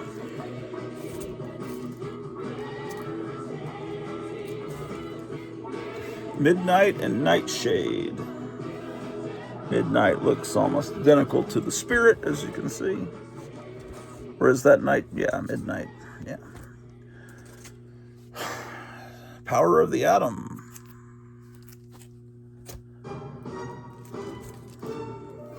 Plastic Man, the Elongated Man.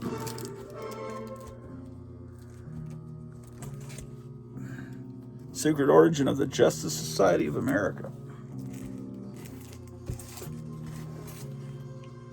Secret Origins of Rocket Red, Captain Atom, and Nort. Here's one with the Green Lantern and Poison Ivy. And here's Secret Origins of Gorilla characters. And Secret Origins...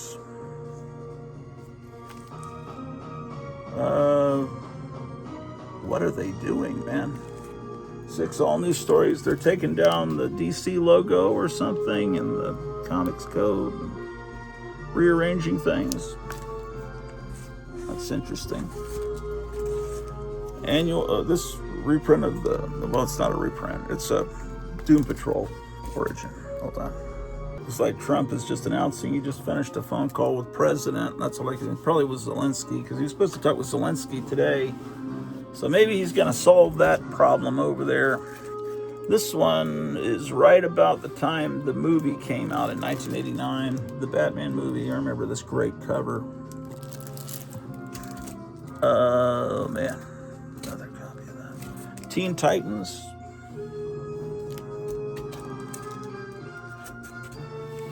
You know something? I think I'm going to take these ones out and file them with my Silver Age books. They'd look better in there. These are, I think so. I gotta do it. The Secret Society of Supervillains, number 3. This is kind of like Marvel's supervillain team up. They were published at the same time, and they were books about the bad guys. Number 4. It's like an Ernie Chan cover. Yep, definitely. There it is. Ernie Chua, 1976.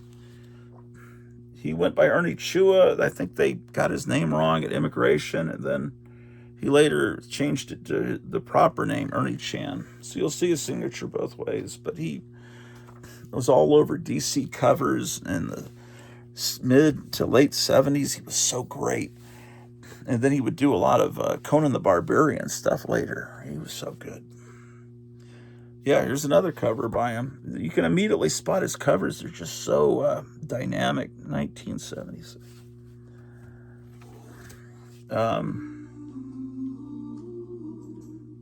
He didn't do this one, but it's still a good cover. This is number 10.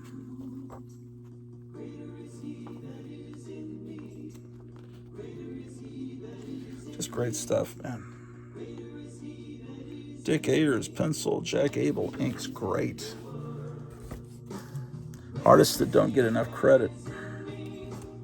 It's number 10. Did I just show you this? I have duplicates of a lot of this stuff from going through dollar bins over the years and forgetting what I already had.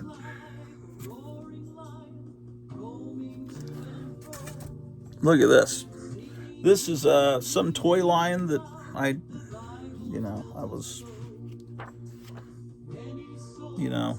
what year was this? Late 80s. I didn't know anything about,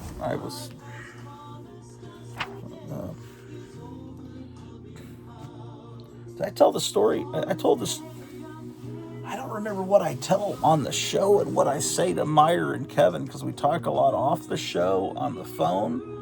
But I was, this time period, I was spending a lot of time at a place on Division Street in Arlington called Skippy's Mistake. It had been a Mexican restaurant, and this guy named Skippy bought it, and he moved the building back a certain distance because you couldn't have a bar that close to the street on a made Division was the was the major highway between Dallas and Fort Worth until they built I-30.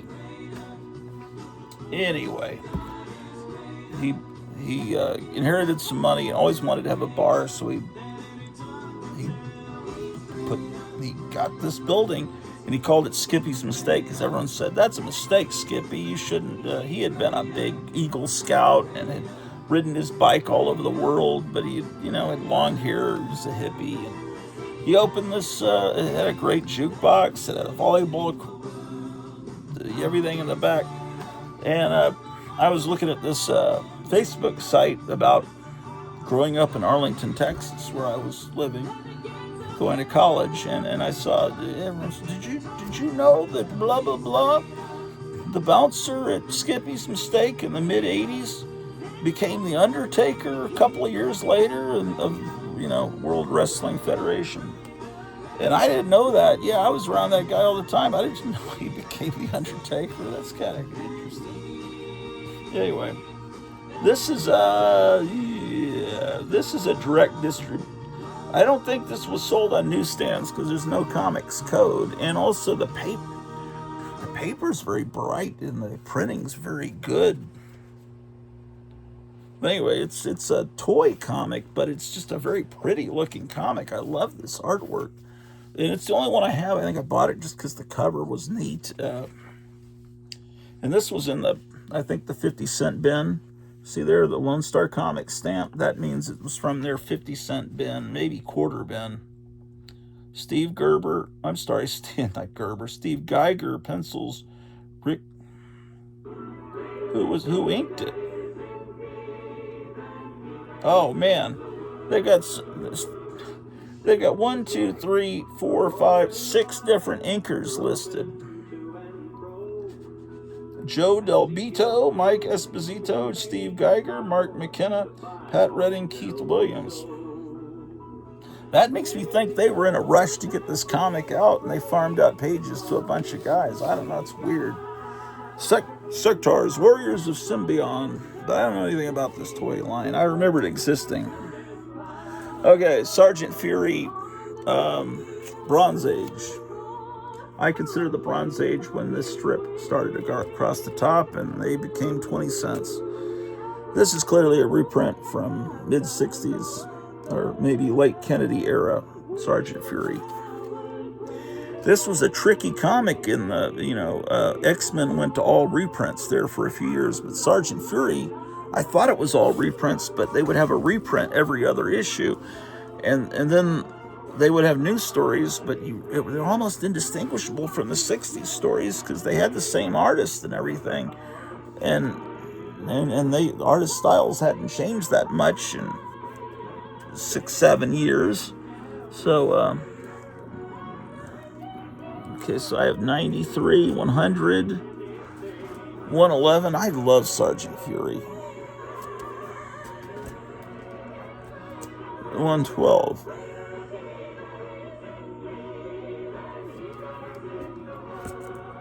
116. Here's 118. See, if I wanted to put this cover up on Instagram, they would take it down because the swastikas on the tank. Can you imagine? One night, even though the Nazis are clearly the bad guys and that they're being fought against, it's like, that's a symbol of hatred. 120. Man, another picture. Kevin must have gotten some cool stuff in. He's sending me tons of pictures.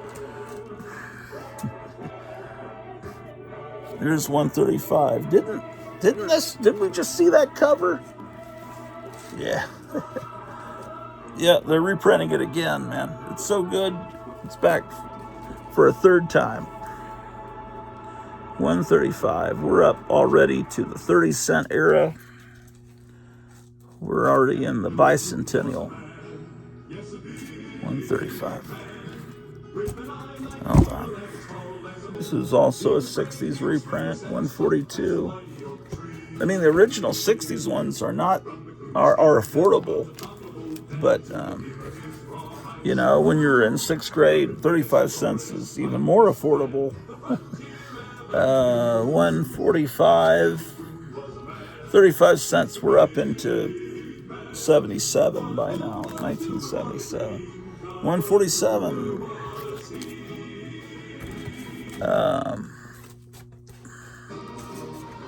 148.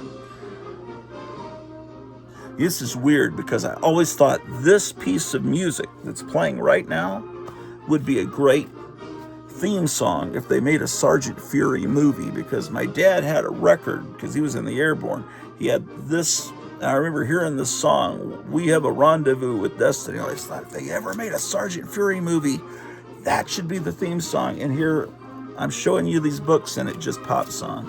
That is a weird happens. That is, just picture a Sergeant Fury movie with this music. 149.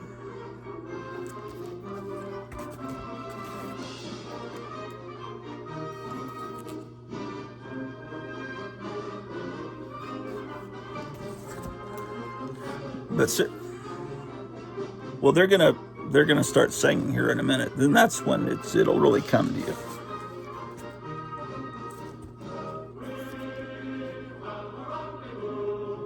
He looks like Doc Savage there, doesn't he? Duddenty. Listen to me. Duddenty. Duddenty.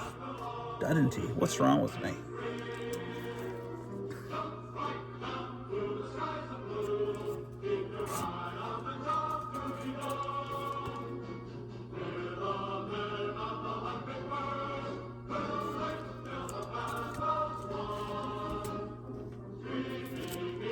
Look at that. Perfect.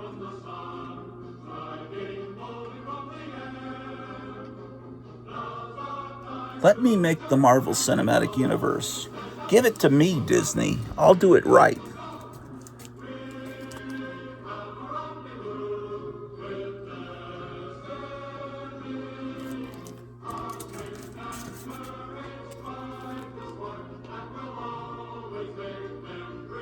I love that he's smoking a cigar as he's mowing down people with a machine gun.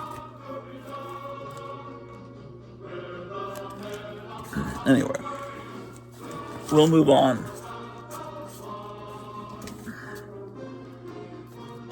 I've always loved Sergio Aragonés. My wife taught me how to pronounce it. I always just said Sergio Aragonés. But I said, how do you actually pronounce that in Spanish? And she taught me, I think, Sergio Aragonés. I think I've got it right. I want to pronounce names right.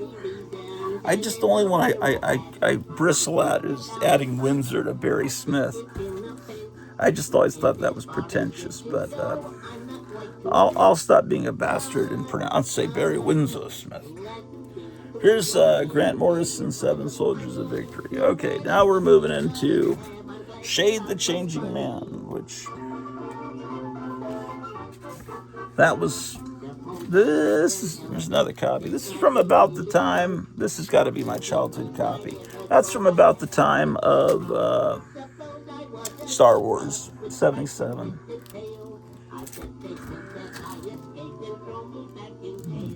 And it never really took off, but I was hoping I was buying, like, as a kid, I thought, boy, I'm in on the ground floor of a great new Steve Ditko hero. It was beautiful looking. Oh, boy. Now we're into some cool stuff. The Shadow. When DC brought the Shadow in. Why am I missing issue 2? I'm missing issue 2. Number 3. I guess because I was like in second grade and I didn't have unlimited money. Here's number 4. Here's Frank Robbins. Some people don't like Frank Robbins. I love Frank Robbins. It's just a little you gotta get used to it, I guess. I don't know. The first one I bought as a kid. This issue. This is my childhood copy. By then I knew who the Shadow was, and it's partly because my parents were so much older than my contemporaries. They were born in the 20s, so they could tell me about that time period and that. So here, the Shadow's meeting another pulp hero, the Avenger. It was from Kenneth Robeson that did Doc Savage. And here's one that's not bagged and boarded, number 12. Wonderful Mike Kaluta cover. Golly, this is so great. There's another copy that is bagged and boarded, and that's number 12. I really should fill in that run. I have reprints of all of it. DC tried to do the Shadow looking like this later, and this was made for direct distribution to comic stores, bypassing the newsstands. So it was more of an adult kind of comic, and it was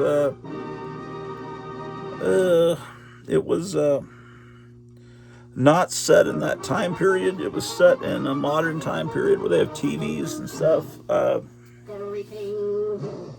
I guess I just never really wanted to like it. I like it. If it's the Shadow, I think it should be set in the 30s or 40s. I don't remember. These direct distributed comics kind of struck me as they weren't really comic books, because they really weren't distributed to kids on newsstands. I kind of liked the comics for kids as opposed to being made for adults, and so the original run that DC did of the Shadow was my favorite, and they kept trying to bring it back. The Shadow Strikes. I got some here and there, and I love the Shadow. I've read the original pulps, in reprint form, and I'm a big fan of the radio series and everything. Man, these are not even in any order. Okay, this is what I was trying to get to. Shanna the She-Devil. Okay. This is Khazar's girlfriend. This is a wonderful Jim Steranko cover. I've got 2 copies of that. And it was another beautiful Steranko cover. This, it went on for a while. Here's 3. The series didn't last that long. It was around when I was in 2nd grade. Marvel started several series with girl heroes. One was the Cat, and the other one was Night Nurse. And they, none of them lasted long, unfortunately. Here's number 5. Okay, I think that was the whole run. But I just recently acquired a whole run of Frank Cho's Shanna the She-Devil from recently.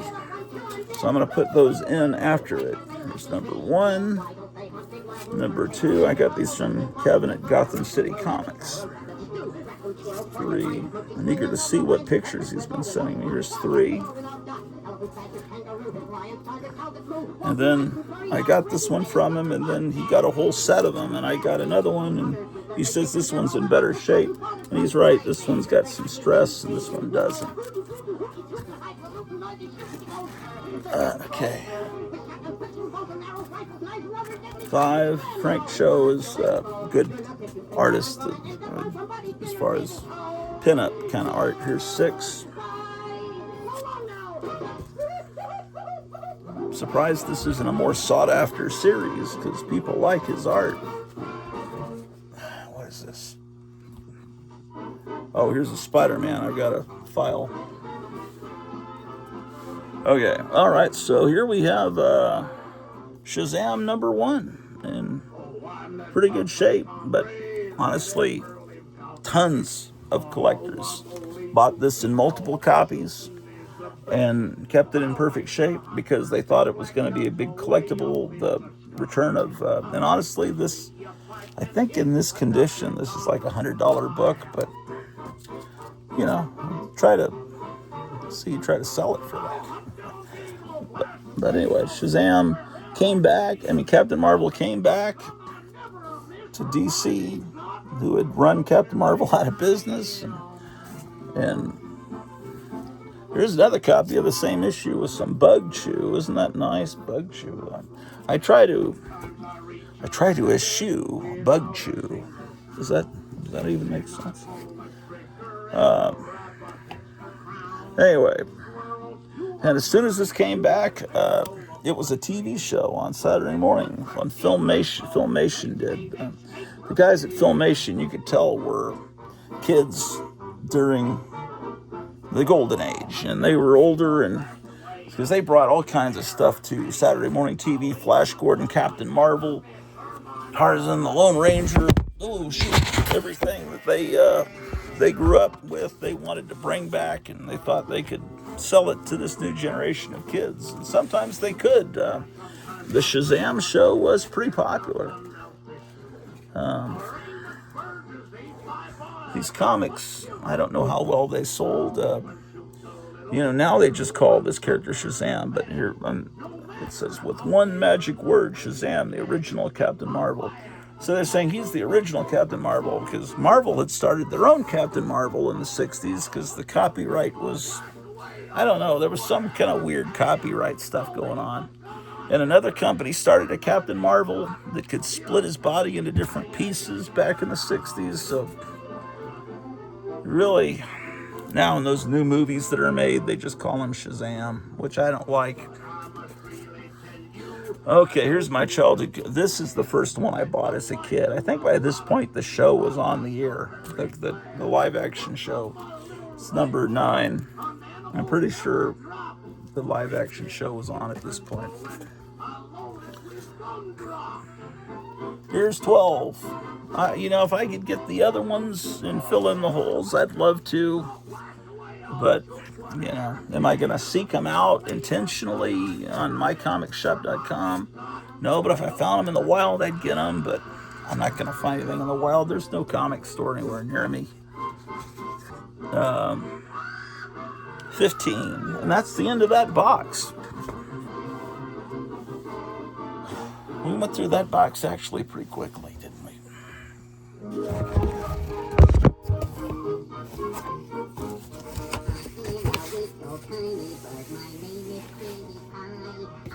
This says Shazam got to Silver Surfer. You son of a bitch. Not you, ladies and gentlemen. You are not sons of bitches.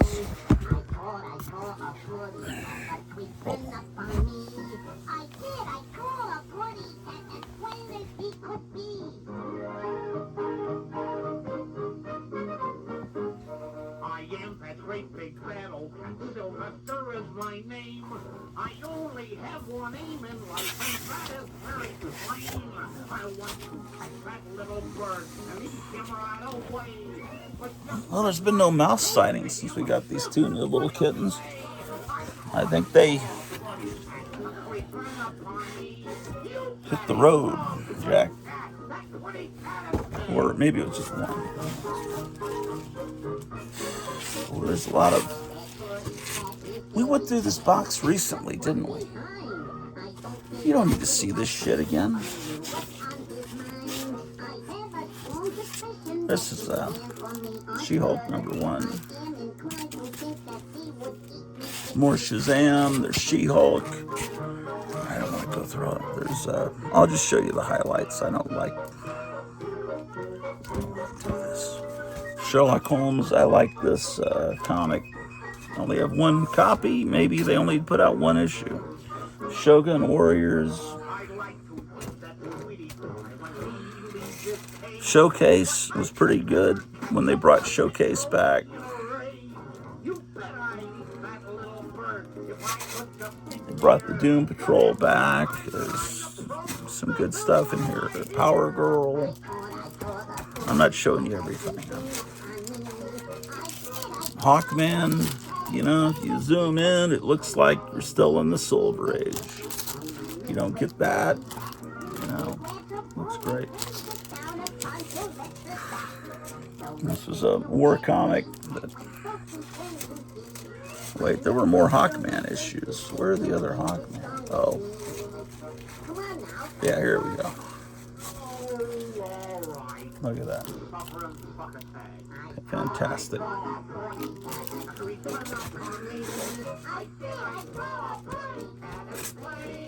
Silver Age Classics. I like this comic from the 90s, Silver Sable. I bought a lot of Silver Sables, and I filled in the... Oh, that's why I opened this box recently. I was putting in Silver Sables I got from Kevin. That's why I have seen that box recently. Okay, now... This was posted on your pictogram, and this looks like it's like a whole Jacob palette. I don't know what that was about. We've been through all this before. I remember showing you the Skeleton Warriors comic, and we're up. Here's Skull, the Slayer. I showed you all this.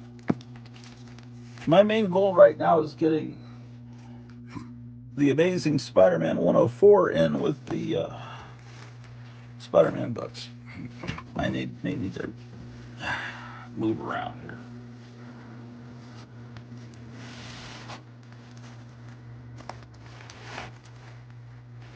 Okay. Before, my earliest Bronze Age was 106. And then all my earlier Spider-Man books are in Silver Age boxes over there. So now 104 goes on. 107. 109. I don't have big key issues. I don't have the Punisher and all that. Here's 117. I missed quite a few there. There's 121. It's a fake facsimile. Another fake facsimile. Should we call them fake similes? That's 122. 124. This is real. 125.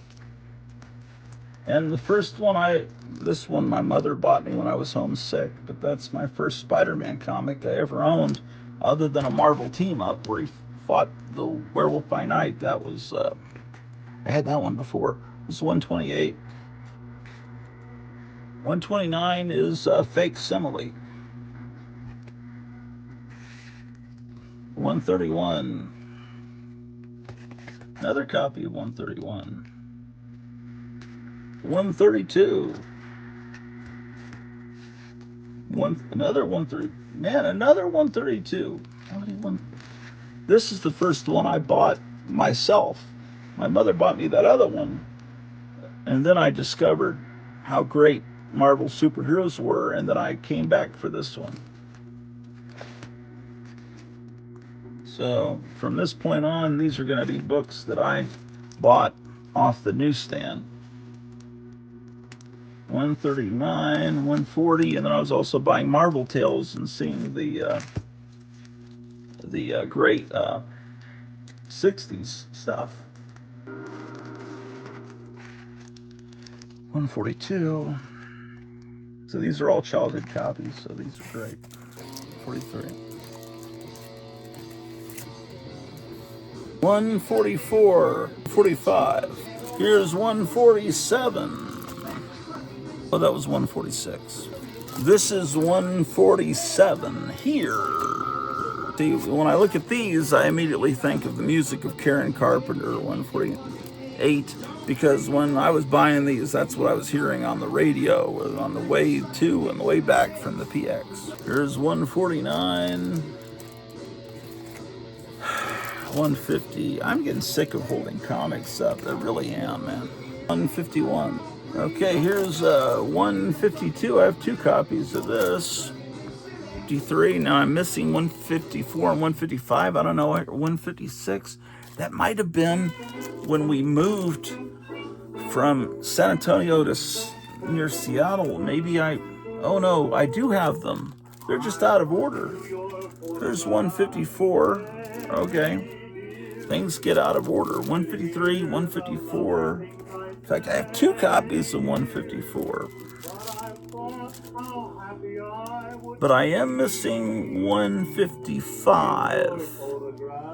And the next one's 157. I have several copies of that for some reason. If I had a talking picture of you, I would let it every time. There's 158. I have multiples of that too. 3 copies of that. 159. See, you can tell it's one of those big, that means the next issue is going to be 30 cents. Yeah. And here's 160, 30 cents. That's that spider car they created because they were told, you need to put a car in because we're going to make a toy of it. We need to see it in the comic. So they introduced the car. Johnny Storm built the car for him, and then he immediately, it went right into the Hudson River, as I recall, and it was never seen again. But at least it was shown in the comic for a couple of issues, and then they could sell that little toy, the little dune buggy. 161.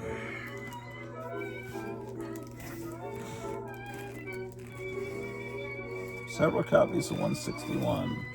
This is real early appearance of Nightcrawler because the new X-Men had just started over in the X-Men comic, I think. 163. 164. It's so weird that all these morons think the Kingpin is just a Daredevil villain because he started in Spider-Man. 165. Yeah. Man, do you really want to see these? What's wrong? I hate this. 166. That needs a new bag, doesn't it? 167. 168. What is wrong with you guys, man? 169.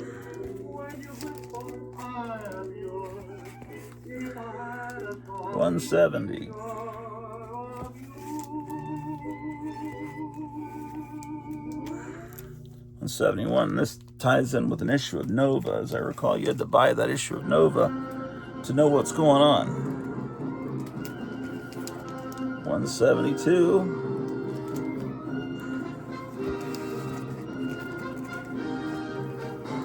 173. Oh, this is starting to mess my back up. Man, I can't keep doing this.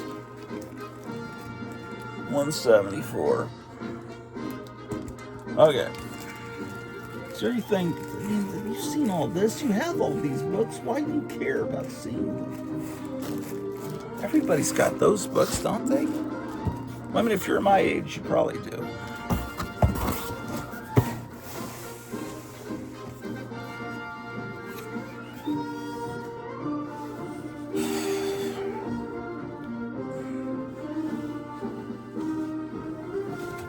What is this? Wrong. Okay. Come on.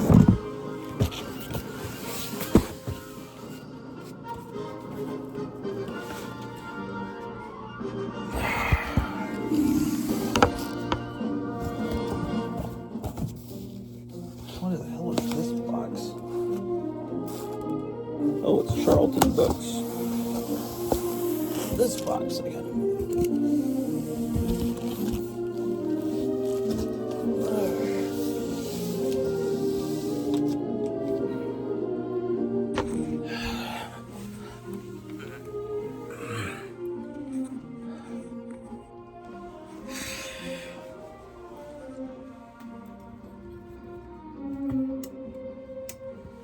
I don't know what time it is, but it's time to get the hell out of here.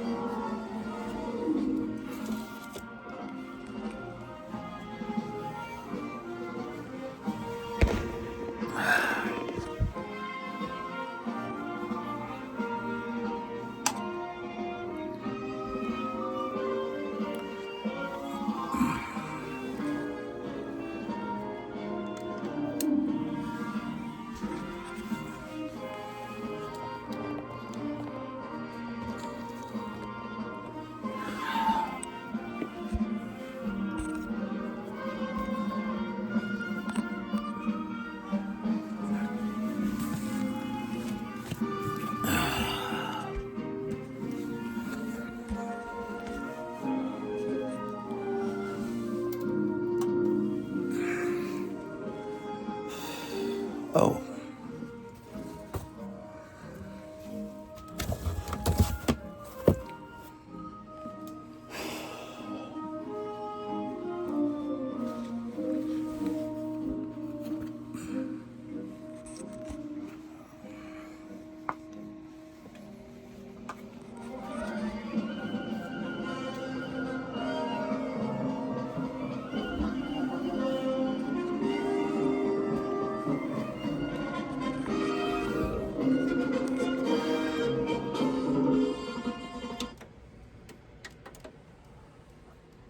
Okay.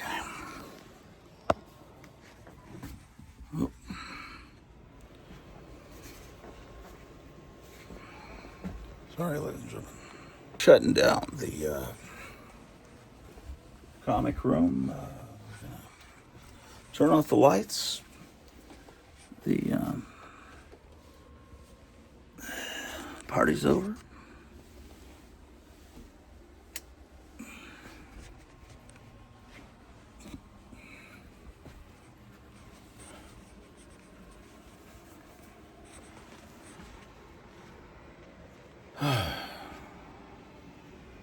Okay.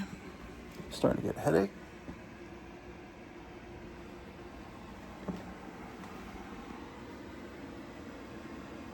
See, the cats have been moving the curtains around, trying to look out the windows. They must have been up on the windowsill. I can see they've been hanging out up here, ladies and gentlemen.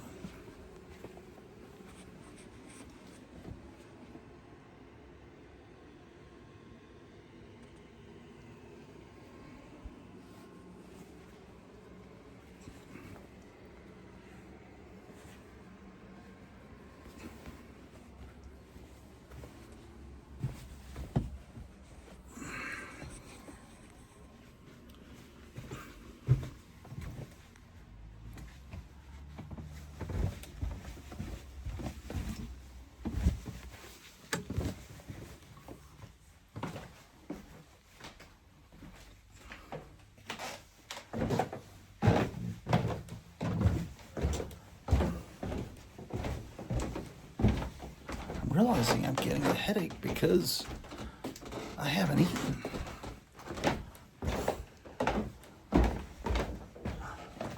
Is Alex Jones on yet? Let's see here, man. Oh shit, it's 11. Yeah, he's been on for 15 minutes, man. Okay, so let's get Alex Jones on. See what's going on. For all I know, the war could have already been ended in the Ukraine. So,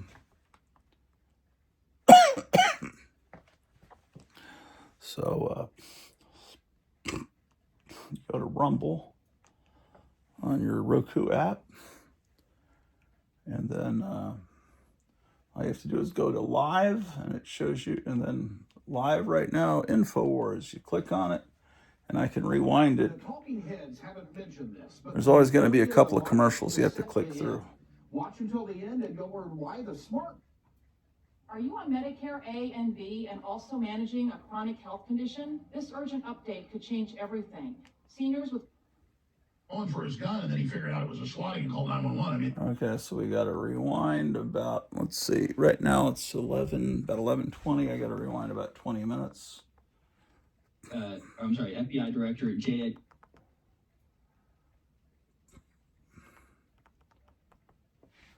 And so, you know, as you read these things, there are some people out there saying, well, now the JFK documents are out, it proves there was no D.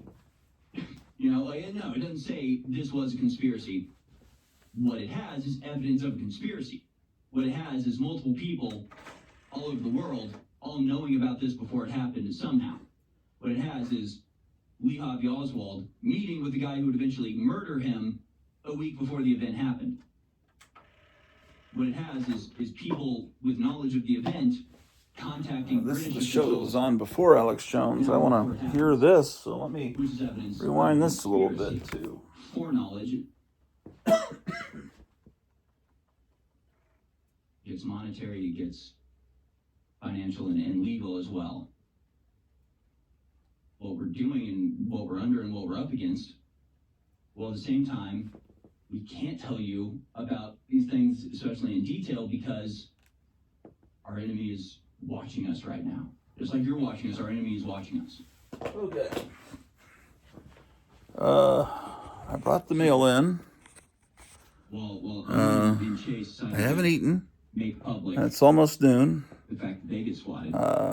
Let's see what the weather's doing outside. It's supposed to be getting some strong wind. This out, swatters. Screaming in glee that their little pranks are working.